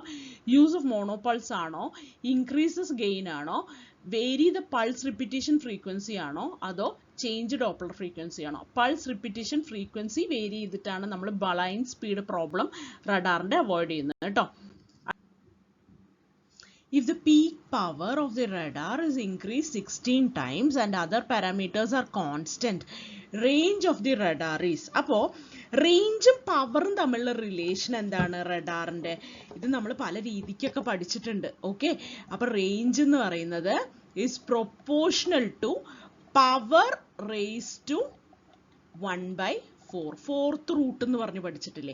അപ്പൊ പവർ 16 ടൈംസ് ഇൻക്രീസ് ചെയ്ത് കഴിഞ്ഞാൽ, പവർ എന്ന് പറയുന്നത് ആദ്യം പി ആയിരുന്നു കേട്ടോ. അപ്പൊ ഫോർത്ത് റൂട്ട് ഓഫ് പി ആയിരുന്നു. പി റേസ് ടു 1/4 ആയിരുന്നു ആദ്യം. ഇപ്പൊ അത് 16 പി റേസ് ടു 1/4 ആയി എന്ന് വെച്ച് കഴിഞ്ഞാൽ അത് എത്ര കൂടി? 16 റേസ് ടു 1/4 എന്ന് പറയുമ്പോൾ ഫോർത്ത് റൂട്ട് ഓഫ് 16 എന്ന് പറയുമ്പോൾ 2 അല്ലേ, 2 റേസ് ടു 4 അല്ലേ 16. അപ്പോൾ 2 ഇൻറ്റു പി റേസ് ടു 1/4 എന്ന് വരും. എന്ന് വെച്ചാൽ 2 ടൈംസ് കൂടി. ഇൻക്രീസ്ഡ് ബൈ 2 ടൈംസ് ആണ് കൃത്യമായിട്ടുള്ള ഉത്തരം കേട്ടോ. അടുത്ത ചോദ്യത്തിലേക്ക് കടക്കാം. പ്ലാൻ പൊസിഷൻ ഇൻഡിക്കേറ്റർ PPI എന്ന് പറയുന്നതിൽ PPI ഡിസ്പ്ലേ റഡാറിൽ എന്താണ് ഡിസ്പ്ലേ ചെയ്യുക? ആംപ്ലിറ്റ്യൂഡ് ഓഫ് റിസീവ്ഡ് എക്കോസ് ആണോ? അല്ല. Map of the target area, അതാണ് അവിടെ ഡിസ്പ്ലേ ചെയ്യുക കേട്ടോ. Target range not position, target position not range, ഇതൊന്നുമല്ല, മാപ്പാണ് ഡിസ്പ്ലേ ചെയ്യുക PPIക്കകത്ത് കേട്ടോ. അടുത്തത് ഡിസ്പേർഷൻ ഈസ്. ഡിസ്പേർഷൻ എന്ന് പറഞ്ഞാൽ എന്താണ്? Bending of light as it passes through an opening in an obstacle ആണോ? അല്ലല്ല. Light strikes a surface and is converted into heat, അതെന്തായാലും അല്ല അല്ലെ. Dispersion separating light into each of its component frequencies. ഇത് basic +2 physics ആണ്. C ആണ് കൃത്യമായിട്ടുള്ള ഉത്തരം കേട്ടോ. ലൈറ്റിനെ അതിന്റെ കോമ്പണന്റ് ഫ്രീക്വൻസീസ് ആക്കി മാറ്റുന്നതിനെയാണ് ഡിസ്പേർഷൻ എന്ന് പറയുന്നത്. Light strike A substance which in turn emits light of its on at same wave length as incident light. ഇതും അല്ല കേട്ടോ. അപ്പൊ ഡിസ്പേർഷൻ സി ആണ് ഉത്തരം. 70th question നമുക്ക് നോക്കാം. Which optical detector provides internal amplification using impact ionization? Impact ionization എന്ന് പറയുമ്പോൾ അപ്പോൾ ഓർക്കേണ്ട ഒരു കാര്യം ഞാൻ എപ്പോഴും പറയാറുണ്ട്, അവലാഞ്ചെ അല്ലേ. അപ്പോൾ ഇമ്പാക്ട് അയണൈസേഷൻ വെച്ചിട്ടുള്ള ഒപ്റ്റിക്കൽ ഡിറ്റക്ടർ ആരാണ്? അവലാഞ്ചെ ഫോട്ടോ ഡയോഡ് അല്ലേ. അവലാഞ്ചെ ഫോട്ടോ ഡയോഡാണ് അതിൻ്റെ ഉത്തരം. അടുത്ത ചോദ്യം, in ISDN basic rate interface signaling information between user and network is managed through. ഇതൊക്കെ നമ്മൾ പഠിച്ചതാണ് അല്ലേ. എന്തൊരു ഈസി ക്വസ്റ്റ്യൻ പേപ്പർ ആണ്. ISDN BRIയിൽ സിഗ്നലിംഗ് ഇൻഫർമേഷൻ എവിടെയാണ് വരുന്നത്? അത് ബി ചാനലിലാണ്. ഡാറ്റ ബി ചാനലിലും. ഓക്കെ, ഡി ചാനലാണ് കൃത്യമായിട്ടുള്ള ഉത്തരം. ആൻസർ ബി ആണ്. അടുത്ത ചോദ്യം, index of cooperation in facsimile transmission relates to ratio between scanning line density and recording width. ശരിക്കും സ്കാനിങ് ലൈൻ ഡെൻസിറ്റിയും റെക്കോർഡിംഗ് വിത്തും തമ്മിലുള്ള റേഷ്യോ അല്ല, ഇത് നമ്മളുടെ പ്രോഡക്റ്റ് ആണ് ശരിക്കും ഇൻഡെക്സ് ഓഫ് കോപ്പറേഷൻ എന്ന് പറയുന്നത്. ഓക്കെ, അപ്പോൾ എ ഉത്തരാണെന്ന് പറയുന്നത് നമുക്ക് ചലഞ്ച് ചെയ്യാം. ഇവിടെ തമ്മിൽ ഭേദപ്പെട്ട ഒരു ഉത്തരം synchronisation between sender and receiver ആണ്. ഓക്കെ, ബി ആണ് തമ്മിൽ ഭേദപ്പെട്ടൊരു ഉത്തരം. ഒന്നുകിൽ അവർ എ മാറ്റി ബി ആക്കി തരണം, അല്ലെങ്കിൽ അവർക്ക് ഈ ക്വസ്റ്റ്യൻ ഡിലീറ്റ് ചെയ്യാം. ഓക്കെ, അപ്പൊ അടുത്ത ചോദ്യത്തിലേക്ക് കടക്കാം. Which recording method in a facsimile receiver gives high quality reproduction and is often used in commercial fax machines? Commercial fax മെഷീൻസിലൊക്കെ ഉപയോഗിക്കുന്ന ഹൈ ക്വാളിറ്റി റിപ്രൊഡക്ഷൻ ഉള്ള ഫാക്സ് ഏതാണ്? തെർമൽ റെക്കോർഡിംഗ് അല്ല, ഡയറക്റ്റ് കറണ്ട് റെക്കോർഡിംഗ് അല്ല, ഫോട്ടോഗ്രാഫിക് റെക്കോർഡിംഗ് ആണ് അവിടെ ഉപയോഗിക്കാറുള്ളത് കേട്ടോ. അടുത്ത ചോദ്യം, a system transmits at a bit rate of 4 Mbps using raised cosine filtering with a roll-off factor of 0.25. Required minimum transmission bandwidth is approximately. അപ്പോൾ raised cosine filtering ന്റെ roll off rating കൂടെ ഉപയോഗിച്ചുകൊണ്ടുള്ള equation അറിഞ്ഞാലേ നമുക്കിത് ചെയ്യാൻ പറ്റുകയുള്ളൂ. Okay, അപ്പോൾ ഇതിന്റെ equation എങ്ങനെയാ വരുന്നതെന്ന് നമുക്ക് നോക്കാം. അതായത് ബിറ്റ് റേറ്റ് എന്ന് പറയുന്ന RB എന്ന് പറയുന്നത് 4 Mbps ആണ് കേട്ടോ. അപ്പോൾ ഇവിടെ അത് തന്നെ നമുക്ക് സിമ്പിൾ റേറ്റ് ആയിട്ട് എടുക്കാം, പ്രത്യേകിച്ച് ഒന്നും തന്നിട്ടില്ലാത്തതുകൊണ്ട് RSഉം 4 Mbps തന്നെ എടുക്കാം. അപ്പോൾ റോൾ ഓഫ് ഫാക്ടർ എന്ന് പറയുന്നത് ആൽഫ എന്ന് പറയുന്നത് 0.25 ആണെന്ന് തന്നിട്ടുണ്ട്. ഓക്കെ, അപ്പോൾ നമുക്ക് വേണ്ടത് RS/2 × 1 + ആൽഫയാണ് ഇതിൻ്റെ ഉത്തരമായിട്ട് വരിക കേട്ടോ. അപ്പോൾ എന്ത് വരും? RS/2. RS എന്ന് പറയുന്നത് എന്താണ്? 4 Mbps ആണ്. 4 Mbps/2 എന്ന് പറയുമ്പോൾ 2 Mbps. അപ്പോൾ 2 × 10⁶ × 1 + 0.25 എന്ന് വെച്ചാൽ 1.25 × 2. 1.25 × 2 എന്ന് പറയുന്നത് എത്രയാണ്? 2.5 ആണ്. 2.5 × 10⁶ എന്ന് പറഞ്ഞാൽ 2.5 MHz. B ആണ് ഉത്തരം കേട്ടോ. അടുത്ത ചോദ്യത്തിലേക്ക് കടക്കാം. If the number of symbols transmitted per second in a digital communication system is increased. Okay, അപ്പോൾ number of symbols per second ന് പറയുന്ന പേരെന്താണ്? baud rate. Symbols per second എന്ന് പറഞ്ഞാൽ baud rate എന്നാണ് അതിൻ്റെ അർത്ഥം കേട്ടോ. ഇനി while each symbol still represents the same number of bits, then ഓരോ സിമ്പിൾ എന്ന് പറയുന്നത് അത്ര തന്നെ ബിറ്റുകളാണ്. അപ്പോൾ ബിറ്റ് പെർ സെക്കൻഡിനെ വിളിക്കുന്ന പേരെന്താണ്? അതിനെ വിളിക്കുന്ന പേരാണ് ബിറ്റ് റേറ്റ് അല്ലേ. അതായത് ഒരു സെക്കൻഡിൽ ട്രാൻസ്മിറ്റ് ചെയ്യുന്ന സിമ്പിളുകളുടെ എണ്ണം കൂടി. ഓക്കെ, എന്നാൽ ഓരോ സിമ്പിള് ഇപ്പോഴും എന്താണ്? അതേ നമ്പർ ഓഫ് ബിറ്റ്സിനെ തന്നെയാണ് റെപ്രസെന്റ് ചെയ്യുന്നത് എങ്കിൽ നമുക്ക് നോക്കാം ഇവിടെ എന്തൊക്കെ കൂടി എന്തൊക്കെ മാറി. ഓക്കെ, അപ്പോൾ സിമ്പിൾസ് പെർ സെക്കൻഡ് മാറിയിട്ടുണ്ട്. ഓക്കെ, എത്ര സിമ്പിളുകൾ ഒരു സെക്കൻഡിൽ പോകുന്നു എന്നത് കൂടി എന്നാണല്ലോ പറയുന്നത്. അപ്പോൾ അത് കൂടിയിട്ടുണ്ട്. ഒരു സിമ്പിള് ഇപ്പം അത്ര തന്നെ നമ്പർ ഓഫ് ബിറ്റ്സ് ആണ്. ഒരു സിമ്പിൾ എന്ന് പറയുമ്പോൾ ഇപ്പോൾ ഒരു 4 ബിറ്റ് ആണെങ്കിൽ 4 ബിറ്റ്സ് ഇപ്പോൾ 2 സിമ്പിൾ പെർ സെക്കൻഡ് ആയി എന്ന് പറഞ്ഞു കഴിഞ്ഞാൽ ഇവിടെ ഇപ്പോൾ എന്ത് പറ്റി? 4 ബിറ്റ്സ് പെർ സെക്കൻഡ് എന്ന് പറയുന്നത് 2 സിമ്പിൾസ് പെർ സെക്കൻഡ് ആയി എന്ന് പറഞ്ഞു കഴിഞ്ഞാൽ 8 ബിറ്റ്സ് പെർ സെക്കൻഡ് ആയി മാറിയിട്ടുണ്ട് ഇത് അല്ലേ. അപ്പോൾ അതായത് സിമ്പിൾസ് പെർ സെക്കൻഡ് കൂടി എന്ന് പറയുമ്പോൾ ബോഡ് റേറ്റ് കൂടി, ഇതും ബിറ്റ് റേറ്റിനും എന്ത് സംഭവിച്ചിട്ടുണ്ട്? ബിറ്റ് റേറ്റും കൂടിയിട്ടുണ്ട്. ഓക്കെ, അപ്പോൾ ബി ആണ് ശരിയായ ഉത്തരം. ബിറ്റ് റേറ്റും ബോഡ് റേറ്റും ശരിക്കും കൂടിയിട്ടുണ്ട്. ഇവിടെ എ എന്നാണ് തന്നിട്ടുള്ളത്. നമുക്കിത് ചലഞ്ച് ചെയ്യാം കേട്ടോ. അടുത്ത ചോദ്യത്തിലേക്ക് കടക്കാം. For the assertion A, reason and reason given below, choose the correct alternative. Assertion reason problem ആണ്. Equalizers are used in digital systems to reduce ISI. Intersymbol interference കുറയ്ക്കാനാണ് ഇക്വലൈസറുകൾ ഉപയോഗിക്കുന്നത്. അതെ. ഓക്കെ, അടുത്തത് equalizers modify the frequency response of the channel. അതെ, frequency response ശരിയാക്കുന്നതുകൊണ്ടാണല്ലോ intersymbol interference കുറയുന്നത്. അപ്പോൾ A എന്ന് പറയുന്ന അസർഷനും ശരിയാണ്, അതിന്റെ റീസണും ശരിയാണ്. ഓക്കെ, അപ്പോൾ എ തന്നെയാണ് കൃത്യമായിട്ടുള്ള ഉത്തരം. Both A and R are true and R correctly explains A. Okay, അടുത്ത ചോദ്യത്തിലേക്ക് കടക്കാം. Match the following. Baudot code. Baudot code എന്ന് പറഞ്ഞു കഴിഞ്ഞാൽ എന്താണ്? ടെലി പ്രിന്ററിൽ ഉപയോഗിക്കുന്ന 5 ബിറ്റ് കോഡാണ്. ആസ്കി എന്താണ്? ആസ്കി ഒരു 7 ബിറ്റ് കോഡാണ്. അപ്പോൾ ടെക്സ്റ്റ് 7 ബിറ്റിലേക്ക് കൊടുക്കാം. എപ്സിഡിക് എന്താണ്? അത് IBMന് വേണ്ടി ഉപയോഗിക്കുന്ന 8 ബിറ്റ് കോഡാണ്. ഹാമിംഗ് കോഡ് എന്താണ്? എറർ കറക്ഷൻ കോഡാണ്. ഇതൊക്കെ നമ്മൾ പഠിച്ചിട്ടുള്ളതാണ് കേട്ടോ. അപ്പം നമുക്ക് നോക്കാം ഇതിൽ ഏതാണ് കൃത്യമായിട്ട് വരിക എന്ന്. എ എന്ന് പറയുന്നത് 3 ആണ്. A3 വരുന്നത് ഇതിലും ഇതിലും വരുന്നുണ്ട്. ഇനി ബി എന്ന് പറയുന്നത് 1 ആണ്. B1 ഇവിടെ മാത്രമേ ഉള്ളൂ, ഇവിടെ B2 ആ. അപ്പം ഇത് പോട്ടെ. അപ്പം എ ആണ് കൃത്യമായിട്ടുള്ള ഉത്തരം കേട്ടോ. സി എന്ന് പറയുന്നത് 4 ആണ്. ഡി എന്ന് പറയുന്നത് 2 ആണ്. ഓക്കെ, അപ്പൊ എ ആണ് കൃത്യമായിട്ടുള്ള ഉത്തരം. അടുത്ത ചോദ്യത്തിലേക്ക് കടക്കാം. The minimum Hamming distance required to correct 2 errors and detect 3. Okay, അപ്പൊ കറക്റ്റ് ചെയ്യേണ്ട എറേഴ്സ് എത്രണ്ണാണ്? 2 എണ്ണം. അപ്പൊ എസ് എന്ന് പറയുന്നത് 2ഉം ഡിറ്റക്ട് ചെയ്യേണ്ട എറർ ടി എന്ന് പറയുന്നത് 3 ആയിട്ട് കൊടുക്കാം. ഓക്കെ, അപ്പൊ ഹാമിംഗ് ഡിസ്റ്റൻസ് ഡി മിനിമം എന്ന് പറയുന്നുണ്ടല്ലോ greater than or equal to s plus t plus 1 ആയിരിക്കണം. അതായത് 2 + 3 + 1 എന്ന് പറയുന്നത് ആറിനേക്കാളും കൂടുതലോ ഈക്വലോ ആയിരിക്കണം. മിനിമം ഹാമിംഗ് ഡിസ്റ്റൻസ് അപ്പൊ എത്ര ആയിരിക്കണം? 6 ആയിരിക്കണം. ഓക്കെ, അപ്പൊ 6 ആണ് ഇവിടെ കൃത്യമായിട്ടുള്ള ഉത്തരം. അത് ഹാമിംഗ് കോഡ് പഠിക്കുമ്പോൾ നമ്മൾ പഠിച്ചിട്ടുള്ള ഒരു സംഭവമാണ് കേട്ടോ അത്. അടുത്തത്, in ASK demodulator envelope detector primarily ASK demodulator envelope detector എന്താണ് ചെയ്യുക നോക്കാം. Recovers carrier phase for synchronization, അത്ര വലിയ കാര്യങ്ങളൊന്നും ചെയ്യണില്ല. Converts amplitude fluctuations into corresponding base band signal, അതാണ് അവിടെ നടക്കുന്നത് കേട്ടോ.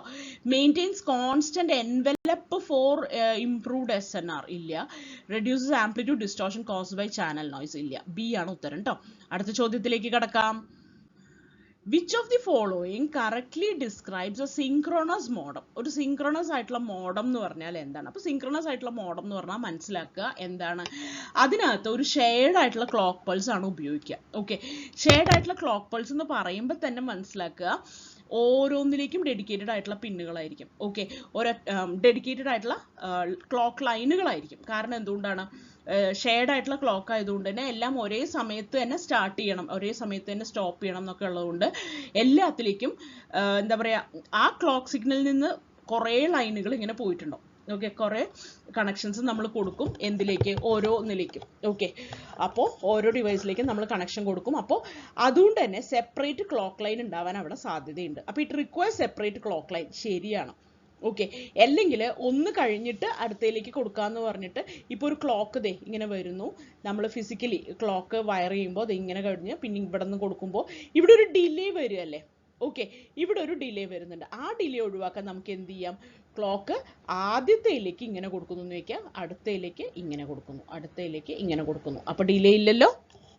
ഓക്കെ, അപ്പോൾ സെപ്പറേറ്റ് ക്ലോക്ക് ലൈൻ ഉപയോഗിക്കുന്നുണ്ട് നമ്മൾ. ഇനി transfers data in asynchronous block, അതെങ്ങനെയാണ് ശരിയാവുക? നമ്മൾ സിൻക്രണസ് മോഡത്തിൽ അസിൻക്രണസ് ബ്ലോക്ക് ആയിട്ടാണോ ഡാറ്റ ട്രാൻസ്ഫർ ചെയ്യുക? അല്ല. It does not use start and stop bit, അത് ശരിയാ. കാരണം സ്റ്റാർട്ട് സ്റ്റോപ്പ് ബിറ്റിൻ്റെ ഒന്നും ആവശ്യമില്ല. എന്തിനാ സ്റ്റാർട്ട് സ്റ്റോപ്പ് ബിറ്റും? ക്ലോക്ക് ഇവിടെ സ്റ്റാർട്ട് ചെയ്ത് കഴിഞ്ഞാൽ ഇതൊക്കെ എല്ലാം കൂടെ സ്റ്റാർട്ടാവും. അങ്ങനെ ഒരു ക്ലോക്ക് സ്റ്റാർട്ട് ബിറ്റിൻ്റെ ഒന്നും പ്രത്യേക ആവശ്യമില്ല. ഓൾറെഡി അത് സിൻക്രണൈസ്ഡ് ആണ്. ഓക്കെ, എല്ലാം സൈമൾട്ടേനിയസ്ലി തന്നെയാണ് നടക്കുന്നത്. അപ്പോൾ അതിൻ്റെ ഒരു ആവശ്യമില്ല കേട്ടോ. അപ്പോൾ എയും സിയും ആണ് ഉത്തരം, ഡി ആണ് അവിടെ കൃത്യമായിട്ടുള്ള ഉത്തരം, എ ആൻഡ് സി. അടുത്ത ചോദ്യം, geostationary satellites are located approximately 36,000 kilometers above the earth, B ആണ് ഉത്തരം. അടുത്ത ചോദ്യം, Kepler's third law states that, കെപ്ലറിന്റെ തേർഡ് ലോ എന്താണ് പറയുന്നത്? എന്താണ്? T square is proportional to a cube എന്ന് പറഞ്ഞാൽ, T square is proportional to a cube എന്ന് പറഞ്ഞാൽ എന്താണ്? ഇതിൻ്റെ ഒരു പ്ലാനറ്റിൻ്റെ പീരീഡ്, ഓർബിറ്റൽ പീരീഡ് എന്ന് പറയുന്നത്, എ എന്ന് പറയുന്നത് അതിൻ്റെ ഒരു സെമി മേജർ ആക്സിസ് ഓർബിറ്റിൻ്റെ, ഇപ്പോൾ ഒരു പ്ലാനറ്റ് ഉണ്ടെങ്കിൽ ആ പ്ലാനറ്റിൻ്റെ ഓർബിറ്റ് ഉണ്ടാവുമല്ലോ, ഓർബിറ്റ് ഒരു എലിപ്റ്റിക്കൽ ഷേപ്പിലായിരിക്കും. ആ ഓർബിറ്റിൻ്റെ മേജർ ആക്സിസ് ഇതാണെങ്കിൽ സെമി മേജർ ആക്സിസ് എന്ന് പറയുന്നത് അതിൻ്റെ പകുതി, അതാണ് എ എന്ന് പറയുന്നത്. ഓക്കെ, അപ്പോൾ ആ എ ക്യൂബിന് പ്രൊപ്പോർഷണലായിരിക്കും എന്നാണ് നമ്മുടെ കെപ്ലേഴ്സ് തേർഡ് ലോ പറയുന്നത് കേട്ടോ. അപ്പോൾ കെപ്ലറിൻ്റെ ലോസ് എന്ന് പറഞ്ഞാൽ അറിയാലോ, എല്ലാം പ്ലാനറ്ററി മോഷനും സണ്ണിൻ്റെ കാര്യങ്ങളൊക്കെ ആയിട്ട് ബന്ധപ്പെട്ടിട്ടുള്ളതാണ്. അപ്പോൾ ഡി ആണ് ഇവിടെ കൃത്യമായിട്ടുള്ള ഉത്തരം കേട്ടോ. നമുക്കൊന്ന് വായിച്ചു നോക്കാം. Orbit of planet is an ellipse with sun at one of the two foci, അത് തേർഡ് ലോ അല്ല. A line segment joining planet and sun sweeps out equal areas during equal intervals of time, അതും third law അല്ല, second law ആണ്. Cube of planets orbital period is proportion to square of length of semi major axis of the orbit. തിരിഞ്ഞുപോയി ഈ സാധനം, ഇവിടെ square എന്നും ഇവിടെ cube എന്നുമാണ് വരേണ്ടിയിരുന്നത്. ഓക്കെ, അപ്പോൾ square of planets orbital period is proportional to cube of length of semi major axis of the orbit. D ആണ് ഉത്തരം കേട്ടോ. അടുത്ത ചോദ്യം, orbit which is below 1000 kilometer distance from sea level is called. Okay, അപ്പോൾ below 1000 കിലോമീറ്ററിന് എന്താണ് നമ്മൾ പറയാ? ലോ എർത്ത് ഓർബിറ്റ് അല്ലേ? ലോ എർത്ത് ഓർബിറ്റ് എന്നാണ് അതിനെ പറയാ, LEO എന്നാണ് പറയാ. അടുത്ത ചോദ്യം, closest distance of satellite orbit to earth, ഇനി എന്താണ് പറയാ? ക്ലോസസ്റ്റ് ഡിസ്റ്റൻസിന് എന്താണ് പറയാ? ക്ലോസസ്റ്റ് ഡിസ്റ്റൻസ് പെരിജി, ദൂരെ പോകുമ്പോൾ അപ്പോജി, പോ എന്ന് പറയും. എന്ന് വെച്ചാൽ ദൂരെ പോ എന്ന് പറയുമ്പോൾ ഫാർദസ്റ്റ് ഡിസ്റ്റൻസ്, അതാണ് അപ്പോജി. ഓക്കെ, ഇത് ക്ലോസസ്റ്റ് ഡിസ്റ്റൻസ് പെരിജി. അപ്പൊ എ ആണ് കൃത്യമായിട്ടുള്ള ഉത്തരം. അടുത്ത ചോദ്യം, ആക്റ്റീവ് ആക്റ്റീവ് സാറ്റലൈറ്റ്സിന് എന്തൊക്കെ ഉണ്ടാവും? പവർ സോഴ്സ് ഉണ്ടാവും, ട്രാൻസ്പോണ്ടേഴ്സ് ഉണ്ടാവും, സിഗ്നൽ പ്രോസസിംഗ് യൂണിറ്റ് ഉണ്ടാവും, ഓൾ ഓഫ് ദി എബവ്. അപ്പൊ ഡി ആണ് ഉത്തരം. അടുത്ത ചോദ്യം, subsystem in satellite communication responsible for collecting data from onboard sensors to monitor health and performance of a satellite. ഈ സംഭവം എവിടെയെങ്കിലും കേട്ട ഓർമ്മയുണ്ടോ? Telemetry subsystem. നമ്മളിത് MCQനകത്ത് നോക്കിയിട്ടുള്ളതാണ് കേട്ടോ. ട്രാക്കിംഗ് സബ്സിസ്റ്റം അല്ല, കമാൻഡ് സബ്സിസ്റ്റം അല്ല, ടെലിമെട്രി സബ്സിസ്റ്റം ആണ് ഇത് കേട്ടോ. അടുത്ത ചോദ്യം, ഇന്റൽസാറ്റ് സ്റ്റാൻഡ്സ് ഫോർ. ഇന്റൽസാറ്റ് എന്ന് പറഞ്ഞാൽ ഇന്റർനാഷണൽ ടെലികമ്മ്യൂണിക്കേഷൻ സാറ്റലൈറ്റ് സാറ്റ്. ശരിക്കും പറഞ്ഞ ഓർഗനൈസേഷൻ കൂടി ഉണ്ട്. ഇത് ചിലപ്പോൾ ചലഞ്ച് ചെയ്താൽ കിട്ടും. കാരണം ഇന്റർനാഷണൽ ടെലികമ്മ്യൂണിക്കേഷൻ സാറ്റലൈറ്റ് വരെ ചിലപ്പോൾ അവർ പറയും ഇത് തന്നെ ശരിയാണല്ലോ എന്ന് പറയാം. പക്ഷെ ശരിക്കും പറഞ്ഞു കഴിഞ്ഞാൽ ഓർഗനൈസേഷൻ എന്നുകൂടെ ഉണ്ട് കേട്ടോ. അപ്പം നൺ ഓഫ് ദി എബവ് ആവാനാണ് ശരിക്കുള്ള ഉത്തരം നൺ ഓഫ് ദി എബവ് ആണ്. പക്ഷേ ഇന്റർനാഷണൽ ടെലികമ്മ്യൂണിക്കേഷൻ സാറ്റലൈറ്റ് വരെ ഉണ്ടല്ലോ എന്ന് പറഞ്ഞിട്ട് ചിലപ്പോൾ എക്ക് മാറ്റില്ല എന്നും ചിലപ്പോൾ പറയാൻ സാധ്യതയുണ്ട്. ചലഞ്ച് ചെയ്തോളൂ എന്തായാലും. അടുത്ത ചോദ്യത്തിലേക്ക് കിടക്കാം. Geographical representation of satellite antenna radiation pattern is called. Geographical representation of satellite antenna radiation pattern വിളിക്കുന്ന പേരെന്താണ്? ഫുട്പ്രിന്റ്. ഓക്കെ, ബി ആണ് ഉത്തരം. അടുത്ത ചോദ്യം, which of the following is a satellite earth station antenna? Satellite earth station antenna ഏതാണ് satellite earth station antenna ആയിട്ട് ഉപയോഗിക്കുക? Helical antenna ഉപയോഗിക്കോ? ഇല്ല. ടൊറോയിഡൽ ഇല്ല, യാഗിയുടെ ഇല്ല, കാസാഗ്രിയൻ ആന്റിനയാണ് നമ്മൾ സാറ്റലൈറ്റ് എർത്ത് സ്റ്റേഷൻ ആന്റിന ആയിട്ട് ഉപയോഗിക്കുക. ഡി ആണ് ഉത്തരം. അടുത്ത question, unit which detect satellite signal relayed from the feed and converts to electric current, amplifies and lower its frequency. ഇത്രയും കാര്യങ്ങൾ ചെയ്യുന്നത് ആരാണ്? ഇത് നമ്മൾ നോക്കിയിട്ടുള്ള കാര്യമാണ്. റിസീവർ ഇതൊക്കെ ചെയ്യൂ. ഇത്രയും കാര്യങ്ങൾ അത് ഡിറ്റക്ട് ചെയ്യണം, പിന്നെ ഇലക്ട്രിക് കറണ്ടായിട്ട് കൺവേർട്ട് ചെയ്യണം, ആംപ്ലിഫൈ ചെയ്യണം, ഫ്രീക്വൻസി ലോവർ ചെയ്യണം. ഈ പണികളൊക്കെ എല്ലാം കൂടെ ഒന്നും സാറ്റലൈറ്റ് റിസീവർ ചെയ്യില്ല. അതിനകത്തുള്ള LNA എന്ന് പറയുന്ന ലോ നോയ്സ് ആംപ്ലിഫയർ ആണ് ശരിക്കും പറഞ്ഞാൽ ഈ പണിയൊക്കെ ചെയ്യുന്നത്. ഹോൺ ആന്റിനയും അല്ല, ഡിഷിനെ തന്നിട്ടുള്ള അവർ ഉദ്ദേശിച്ചത് ഡിഷ് ആന്റിന ആയിരിക്കാം. ഡിഷാണ്, ഡിഷും അല്ല ഇത് ചെയ്യുക. ഓക്കെ, LNA ആണ്, ലോ നോയ്സ് ആംപ്ലിഫയർ ആണ് അതിൽ ചെയ്യുക. ബി ആണ് കൃത്യമായിട്ടുള്ള ഉത്തരം കേട്ടോ. അടുത്ത ചോദ്യം, simplified cellular telephone system primarily aims to. Okay, എന്താണ് സെല്ലുലാർ സിസ്റ്റം എന്ന് പറയുമ്പോൾ തന്നെ എന്തൊക്കെ ഓർമ്മ വരണം? ക്ലസ്റ്റർ ഉണ്ടാവും, പിന്നെ ഫ്രീക്വൻസി റീയൂസ് ഉണ്ടാവും, അങ്ങനത്തെ കുറേ കാര്യങ്ങൾ പെട്ടെന്ന് ഓർമ്മ വരണം കേട്ടോ. Increase base station size. Base സ്റ്റേഷൻ്റെ സൈസ് കൂട്ടാനല്ല ഉദ്ദേശിക്കുന്നത്. ഒരു ബേസ് സ്റ്റേഷനകത്ത് ഒരു സെല്ലിനകത്ത് ഒരു ബേസ് സ്റ്റേഷൻ എന്നുള്ള രീതിയിൽ പോകാനാണ് ഉദ്ദേശിക്കുന്നത്. Enable frequency reuse across cells. അതെ, എലിമിനേറ്റ് ഓൾ ഇൻ്റർഫറൻസ്. അങ്ങനെയൊന്നും പറ്റില്ല, കുറേ ഇൻ്റർഫറൻസ് ഒക്കെ എന്നാലും ഉണ്ടാവും. Use only wired connections. Wired connection മാത്രമാണെങ്കിൽ പിന്നെ സെല്ലുലാർ സിസ്റ്റം, മൊബൈൽ സിസ്റ്റം എന്നൊക്കെ നമ്മൾ പറയൂ? ഇല്ല. അടുത്തത്, CDMA allows multiple users on the same frequency using CDMA എന്ന് പറഞ്ഞാൽ എന്താണ്? Code division multiplexes. അപ്പോൾ കോഡ് ഉപയോഗിക്കും, യുണീക്ക് കോഡുകൾ ഉപയോഗിക്കും. ഓക്കെ, എ ആണ് ഉത്തരം. അടുത്ത ചോദ്യം, roaming in cellular system allows. Roaming എന്ന് പറഞ്ഞാൽ എന്താണ്? നമുക്കറിയാം, നമ്മുടെ ഫോൺ വെച്ചിട്ട് റോമിംഗിൽ ആണെന്ന് പറഞ്ഞാൽ എന്താണ്? പല പല നെറ്റ്വർക്ക്സിൽ നമുക്ക് റോം ചെയ്ത് നടക്കാം, പോവാം എന്നാണ് അർത്ഥം അല്ലേ? ഫിസിക്കലി മൂവ് ചെയ്യാം. ഫിക്സഡ് ലൊക്കേഷൻസ് കോൾസ് ഓൺലി അല്ല. Users to move between different networks. Yes. No hand off. അല്ല, ഹാൻഡ് ഓഫ് ഒക്കെ വേണം. റോമിംഗ് എന്ന് പറഞ്ഞാൽ ഹാൻഡ് ഓഫ് അവിടെ നടക്കും. റോമിംഗ് എന്ന് പറഞ്ഞാൽ മറ്റൊരു നെറ്റ്വർക്കിലേക്ക് തന്നെ കടക്കുക എന്നാണ് പറയുന്നത്. സാറ്റലൈറ്റ് ഓൺലി ആക്സസ് അതുമല്ല. ഓക്കെ, ബി ആണ് ഉത്തരം. Improving coverage and capacity in cellular systems include techniques like. ഇതേ ചോദ്യം നമ്മൾ MCQ ഒക്കെ ചെയ്തവർ, മാരത്തോൺ MCQs കണ്ടവർക്ക് അറിയുന്നുണ്ടാവും കേട്ടോ. ഇതെന്താണ്? കവറേജും കപ്പാസിറ്റിയും കൂട്ടാൻ എന്ത് ചെയ്യാം? Reducing frequency Reus. അല്ലല്ല, ഫ്രീക്വൻസി റിയൂസ് നല്ലോണം ഉപയോഗിക്കണം. ഇൻക്രീസിങ് ടവർ ഹൈറ്റ് കൂട്ടിയതുകൊണ്ട് കവറേജും കപ്പാസിറ്റിയും കൂടും.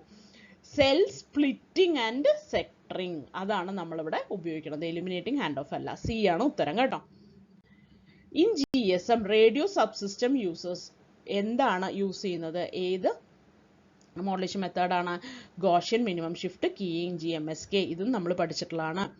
അടുത്ത ചോദ്യം, for a cellular system with cluster size n equal to 7, if total available channels are 395 and each cell is allocated same number of channels, how many channels are available per cell? Okay, അതായത് മൊത്തം channel 395 ചാനലുണ്ട്. Cluster size 7 ആണ്. എന്ന് പറഞ്ഞാൽ ഒരു ക്ലസ്റ്ററിനകത്ത് 7 എണ്ണമാണ് ഉള്ളത്. അപ്പോൾ ആ 7 സെല്ലുകളുടെ ഇടയിൽ ഈ 395 ചാനൽസ് ഡിവൈഡ് ചെയ്ത് എടുക്കണം അല്ലേ. അപ്പോൾ ഒരു സെല്ലിനകത്ത് എത്ര ചാനൽ ഉണ്ടാവും നമുക്ക് നോക്കാം. 395 ഡിവൈഡഡ് ബൈ 7 എന്ന് വെച്ചാൽ 5 പോവും എന്ന് വെച്ചാൽ 35 45 ചെയ്ത് നോക്കാം അല്ലേ. 395 by 7 എന്ന് പറയുന്നത് 5 35 45 വരും ഇവിടെ. അപ്പോൾ വി ഗെറ്റ് 6 42 3 വന്നു 30 വന്നു. എന്നാലും 56 പോയിന്റ് എത്രയോ ആണ്. ഓക്കെ, അപ്പോൾ 56 ആയിട്ട് നമ്മളങ്ങ് എടുക്കണം. ഓക്കെ, 395 ചാനൽസ് അവൈലബിൾ ആയിക്കോട്ടെ, കുഴപ്പമില്ല. അപ്പോൾ എന്തായാലും 392 നമുക്ക് ശരിക്കും എല്ലാവർക്കും ഒരേ നമ്പർ ഓഫ് ചാനൽസ് ആണ് കൊടുക്കേണ്ടതെങ്കിൽ 392 ചാനൽസ് നമ്മൾ എല്ലാവർക്കും കൊടുക്കുള്ളൂ. എന്നിട്ട് നമ്മൾ എന്ത് ചെയ്യും, ഓരോ ചാനലിൽ എത്ര പേര് അവൈലബിൾ ആണ്, 56 ചാനൽസ് അവൈലബിൾ ആണ് എന്ന് അങ്ങോട്ട് പറയും. ഓക്കെ, അപ്പോൾ B 56 ആണ് കൃത്യമായിട്ടുള്ള ഉത്തരം. അടുത്ത ചോദ്യം, full form of GSM is global system for mobile communication. ഇതൊന്ന് കളിയാക്കാൻ വേണ്ടി ചോദിച്ച പോലെ ഉണ്ട് അല്ലേ. എന്നാലും എളുപ്പമുള്ള എന്തെങ്കിലുമൊക്കെ ചോദിക്കണ്ടേ, ഇടയ്ക്കൊരു ആശ്വാസവും വേണ്ടേ അല്ലേ. അപ്പോൾ എളുപ്പമുള്ള ഒരു ക്വസ്റ്റ്യൻ ചോദിച്ചാണ് global system for mobile communication ആണ് GSM. അടുത്തത്, in a hexagonal cellular system with frequency reuse cluster size of 7 what is co-channel reuse ratio? co-channel reuse ratio Q എന്ന് പറഞ്ഞാൽ എന്താണ്, √3n. ഓക്കെ, n എന്ന് പറഞ്ഞാൽ ക്ലസ്റ്റർ സൈസ് ആണ്. അപ്പോൾ √3 × n എന്ന് പറയുന്നത് 7. അപ്പോൾ √21. √21 എന്ന് പറയുന്നത് എത്രയായിരിക്കും, ഒരു 4ന്റെ സ്ക്വയർ വരുമ്പോൾ 16 വന്നു, 5ന്റെ സ്ക്വയർ അപ്പോൾ 25 വന്നു. അപ്പോൾ 4 പോയിന്റ് സംതിങ്ങിലാണ് നിൽക്കുന്നത് അല്ലേ. 4 പോയിന്റ് വല്ല ഉത്തരമുണ്ടോ, 4 ഉത്തരമുണ്ട്, അതെന്തായാലും അല്ല, 4.58 ആണ് അപ്പോൾ കൃത്യമായിട്ടുള്ള ഉത്തരം. ഓക്കെ, അടുത്ത ചോദ്യം, which interference type is mitigated by proper channel assignment? ഏത് ഇന്റർഫറൻസ് ആണ് പ്രോപ്പർ ചാനൽ അസൈൻമെന്റ് വെച്ചിട്ട് നമ്മുടെ സെല്ലുലാർ സിസ്റ്റത്തിൽ മര്യാദയ്ക്ക് ചാനൽസ് ഒക്കെ അസൈൻ ചെയ്ത് കഴിഞ്ഞാൽ ഏതൊക്കെ ഇന്റർഫറൻസ് പോവും എന്നാണ് ചോദിക്കുന്നത്. co-channel interference ശരിയാണ്, co-channel interference പൊക്കോളും. adjacent channel interference വരാതിരിക്കാനാണല്ലോ നമ്മൾ മാക്സിമം ഈ ഇതൊക്കെ ചെയ്യുന്നത്. ഓക്കെ, അപ്പോൾ എന്താ പറയുക, സെല്ലുലാർ സിസ്റ്റം യൂസ് ചെയ്യുന്നത്. അപ്പോൾ ബോത്ത് A and B ആണ് ഉത്തരം. ഓക്കെ, അപ്പോൾ പ്രോപ്പർ ചാനൽ അസൈൻമെന്റ് വെച്ചിട്ട് co-channel interference adjacent channel interference നമുക്ക് കുറയ്ക്കാൻ പറ്റും. അടുത്തത്, FDMA stands for frequency division multiple access. So these are the 100 questions. കുറേ പേര് റിപ്ലൈ അയച്ചിട്ടുണ്ട് ഈ എക്സാം കഴിഞ്ഞിട്ട്. ഒന്നും പഠിക്കാതെ തന്നെ 10-60 ക്വസ്റ്റ്യൻസോളം ലേണിനോയിൽ മാത്രം മാരത്തോൺ MCQs മാത്രം ചെയ്തതുകൊണ്ട് കിട്ടിയെന്നൊക്കെ എനിക്ക് ഭയങ്കര സന്തോഷമുണ്ട്. കാരണം മാരത്തോൺ MCQസിൽ ഒരെണ്ണം ഒഴിച്ച് ബാക്കി എല്ലാം കുറേയൊക്കെ ഹാൻഡിൽ ചെയ്തത് ഞാൻ തന്നെയാണ്. അപ്പോൾ പഠിപ്പിച്ചതൊക്കെ ഓർമ്മ വന്നു ആ സമയത്ത് എന്നൊക്കെ പറയുമ്പോൾ ഭയങ്കര സന്തോഷമാണ്. പിന്നെ ഈ ക്വസ്റ്റ്യൻസ് ഒന്നും ഉണ്ടാക്കുന്നത് ഞാനല്ല കേട്ടോ, എനിക്കെല്ലാം ലേണിനോല് അവരുണ്ടാക്കി തരികയാണ് ചെയ്യുന്നത്. ഞാനിവിടെ ഇരുന്ന് ഇത് പഠിച്ച് നിങ്ങൾക്ക് ക്ലാസ് എടുക്കുക എന്നുള്ളൊരു കാര്യം മാത്രമാണ് ഞാനിവിടെ ചെയ്യുന്നത്. പക്ഷെ അത് നിങ്ങൾക്ക് മനസ്സിലാവുന്നുണ്ട്, നിങ്ങൾക്ക് അത് ഓർത്ത് വെക്കാൻ പറ്റുന്നുണ്ട്. മിസ് മോസ് ക്യാപ്പ് പറഞ്ഞുകൊണ്ട് കപ്പാസിറ്റർ മാത്രം ഓർത്ത് വെച്ച് ഞാൻ ചെയ്തു എന്ന് പറയുന്നവരും ഉണ്ട്. പക്ഷെ എന്നാലും ഒരു സന്തോഷമാണ്, എന്നാലും പഠിപ്പിക്കുന്ന കാര്യം ഓർമ്മയുള്ളതുകൊണ്ടാണല്ലോ. പക്ഷെ മോസ് ആംപ്ലിഫയറും കൂടി ഉണ്ട് എന്നൊക്കെ ഒന്ന് ഓർക്കണം. മോസിന് resistor, linear region, ohmic region ഒക്കെ ഉണ്ട് എന്നൊക്കെ അതും ഞാൻ പറഞ്ഞിട്ടുണ്ട്. അതൊന്നും ഓർത്തില്ല, മോസ് ക്യാപ്പ് മാത്രം ഓർമ്മ വന്നു എന്ന് പറഞ്ഞ കുട്ടികളും ഉണ്ട് കേട്ടോ. അപ്പൊ എന്തായാലും ഭയങ്കര സന്തോഷമുണ്ട് ഇങ്ങനെ നിങ്ങൾക്ക് മനസ്സിലാവുന്നുണ്ട് എന്ന് പറയുമ്പോൾ, കൂടുതൽ ഓർത്ത് വെക്കാൻ പറയുന്നുണ്ടെന്ന് പറയുമ്പോൾ. അപ്പോൾ ഇതിൽ ഈ പറഞ്ഞ ക്വസ്റ്റ്യൻസ് ഒക്കെ ഒന്ന് ചലഞ്ച് ചെയ്യുക. നിങ്ങളുടെ ഇതിൽ പോയിട്ട് പ്രൊഫൈലിൽ, PSCയുടെ പ്രൊഫൈലിൽ പോയി കഴിഞ്ഞാൽ നിങ്ങൾക്ക് ഈ നമ്മൾ എഴുതിയ പരീക്ഷകളുടെ ക്വസ്റ്റ്യൻസ് നമുക്ക് ചലഞ്ച് ചെയ്യാൻ പറ്റും. അപ്പോൾ നമുക്ക് ആ എഴുതിയ പരീക്ഷയുടെ ക്വസ്റ്റ്യൻസ് പോയിട്ട് ഈ പറഞ്ഞ ക്വസ്റ്റ്യൻസ് ഒക്കെ നിങ്ങൾക്ക് ചലഞ്ച് ചെയ്യാം. പിന്നെ അതിൽ റെഫറൻസ് എന്ന് പറഞ്ഞ് കൊടുക്കാനുള്ളതിൽ നമുക്ക് നിങ്ങൾ ഇത് പോയിട്ട് ഗൂഗിളിൽ സെർച്ച് ചെയ്തിട്ട് ബുക്സ് എന്ന് പറഞ്ഞ് സെർച്ച് ചെയ്ത് നോക്കുക. ഏതെങ്കിലും ബുക്സിൽ എക്സാക്ട്ലി ഇങ്ങനെ തന്നിട്ടുണ്ടോ എന്ന് നോക്കുക. ഇപ്പോൾ നമ്മുടെ ഫിക്സഡ് ബയസ് സർക്യൂട്ടിൻ്റെ ഒക്കെ ആണെങ്കിൽ ഏതെങ്കിലും ഒരു ഇലക്ട്രോണിക് സർക്യൂട്ടിൻ്റെ ബുക്കിൽ നോക്കിക്കഴിഞ്ഞാൽ നമുക്ക് കാണാൻ പറ്റും ഫിക്സഡ് ബയസ് സർക്യൂട്ടിൻ്റെ ഇക്വേഷൻ അതാണെന്ന് കണ്ടുപിടിച്ചാൽ മതി. ആ ഇക്വേഷൻ അതാന്ന് പറഞ്ഞു കൊടുത്തു കഴിഞ്ഞാൽ ആ ഇക്വേഷനിൽ അവർ ഈ പറയുന്ന വാല്യൂ ഇട്ട് കഴിഞ്ഞാൽ കിട്ടില്ലല്ലോ, 7.5 കിട്ടില്ലല്ലോ. അപ്പോൾ അങ്ങനെയൊക്കെ നമുക്ക് കാണിച്ചു കൊടുക്കാൻ പറ്റും. ഇതേ പ്രോബ്ലം തന്നെ ചെയ്യണം എന്നൊന്നുമില്ല. ഓക്കെ, ആ ഇക്വേഷൻ ഇന്ന കറക്റ്റ് ബുക്കിലുണ്ട് എന്നൊക്കെ പറഞ്ഞു കൊടുത്തു കഴിഞ്ഞാൽ അവർ അതൊക്കെ മാറ്റും. അതെന്തായാലും ഡിലീറ്റ് ചെയ്യിപ്പിക്കാൻ പറ്റും. പിന്നെ അതേപോലെ അങ്ങനെ എല്ലാ ക്വസ്റ്റ്യൻസും നിങ്ങളൊന്ന് സെർച്ച് ചെയ്തിട്ട് ബുക്സ് എന്ന് പറഞ്ഞ് സെർച്ച് ചെയ്ത് നോക്കുക. എന്നിട്ട് ഏതെങ്കിലുമൊക്കെ ഫോറിൻ ഓതേഴ്സിൻ്റെ സ്റ്റാൻഡേർഡ് ബുക്സ് ആണെങ്കിൽ പിന്നെയും നമ്മുടെ അത് റെഫറൻസ് ആയിട്ട് അവർ സ്വീകരിക്കാൻ റെഡി ആയിരിക്കും. ഏതെങ്കിലുമൊക്കെ ടെക്നിക്കൽ പബ്ലിക്കേഷൻസിൻ്റെ സാധാരണ ഇന്ത്യൻ ഓതേഴ്സിൻ്റെ അങ്ങനെ അവൈലബിൾ ആയിട്ടുള്ള അതിൽ തന്നെ കുറച്ചും കൂടെ നല്ല, ഇപ്പോൾ LICക്ക് അകത്തൊക്കെ ആണെങ്കിൽ ഗൈക്കോ അതൊക്കെ ആണെങ്കിൽ പിന്നെയും അവർ എടുക്കും. അപ്പോൾ അങ്ങനെ എന്താ പറയുക, വളരെ സിമ്പിളായിട്ടുള്ള ടെക്സ്റ്റ് ബുക്കുകളല്ലാതെ കുറച്ചും കൂടെ ഫോറിൻ ഓതേഴ്സിൻ്റെ ഒക്കെ ആണെങ്കിൽ അവരെടുക്കും. പിന്നെ അതേപോലെ തന്നെ വെബ്സൈറ്റ്സ് ആണെങ്കിലും പ്രോപ്പറായിട്ടുള്ള വെബ്സൈറ്റ്സ് ഒക്കെ ആണെങ്കിൽ നിങ്ങൾ IEEEയുടെ അല്ലെങ്കിൽ റിസർച്ച് ഗേറ്റിൻ്റെ ഒക്കെ നിങ്ങൾക്ക് ഇത് കിട്ടുന്നുണ്ടെങ്കിൽ URL കിട്ടുമെങ്കിൽ അത് വെച്ച് പേസ്റ്റ് ചെയ്ത് അത് കൊടുത്തു കഴിഞ്ഞാൽ നമുക്ക് അവർ കുറേയൊക്കെ എടുക്കാൻ സാധ്യതയുണ്ട്. എനിക്കങ്ങനെ പറയാൻ പറ്റുള്ളൂ. അവർ എന്തായാലും നമ്മൾ പറയുന്നതൊക്കെ കേൾക്കും, നമ്മൾ പറയുന്ന പോലെ അതൊക്കെ അങ്ങ് ഡിലീറ്റ് ചെയ്ത് കളയുന്നൊന്നും നമുക്ക് പറയാൻ പറ്റില്ല. പക്ഷേ ഇതിൽ കുറച്ച് മിസ്റ്റേക്സ് ഉണ്ട് എന്നുള്ളത് സത്യമാണ്. തൊട്ട് മുമ്പത്തെ എക്സാം പോലെയല്ല. തൊട്ട് മുമ്പത്തെ എക്സാമിന് അങ്ങനെ അധികം മിസ്റ്റേക്സ് ഉണ്ടായിരുന്നില്ല, എന്നിട്ടും ഒരു 3-4 ഡിലീഷൻ വന്നിട്ടുണ്ടായിരുന്നു.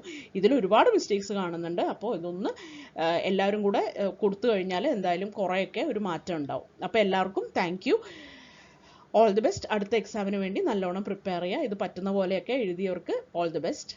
Thank you.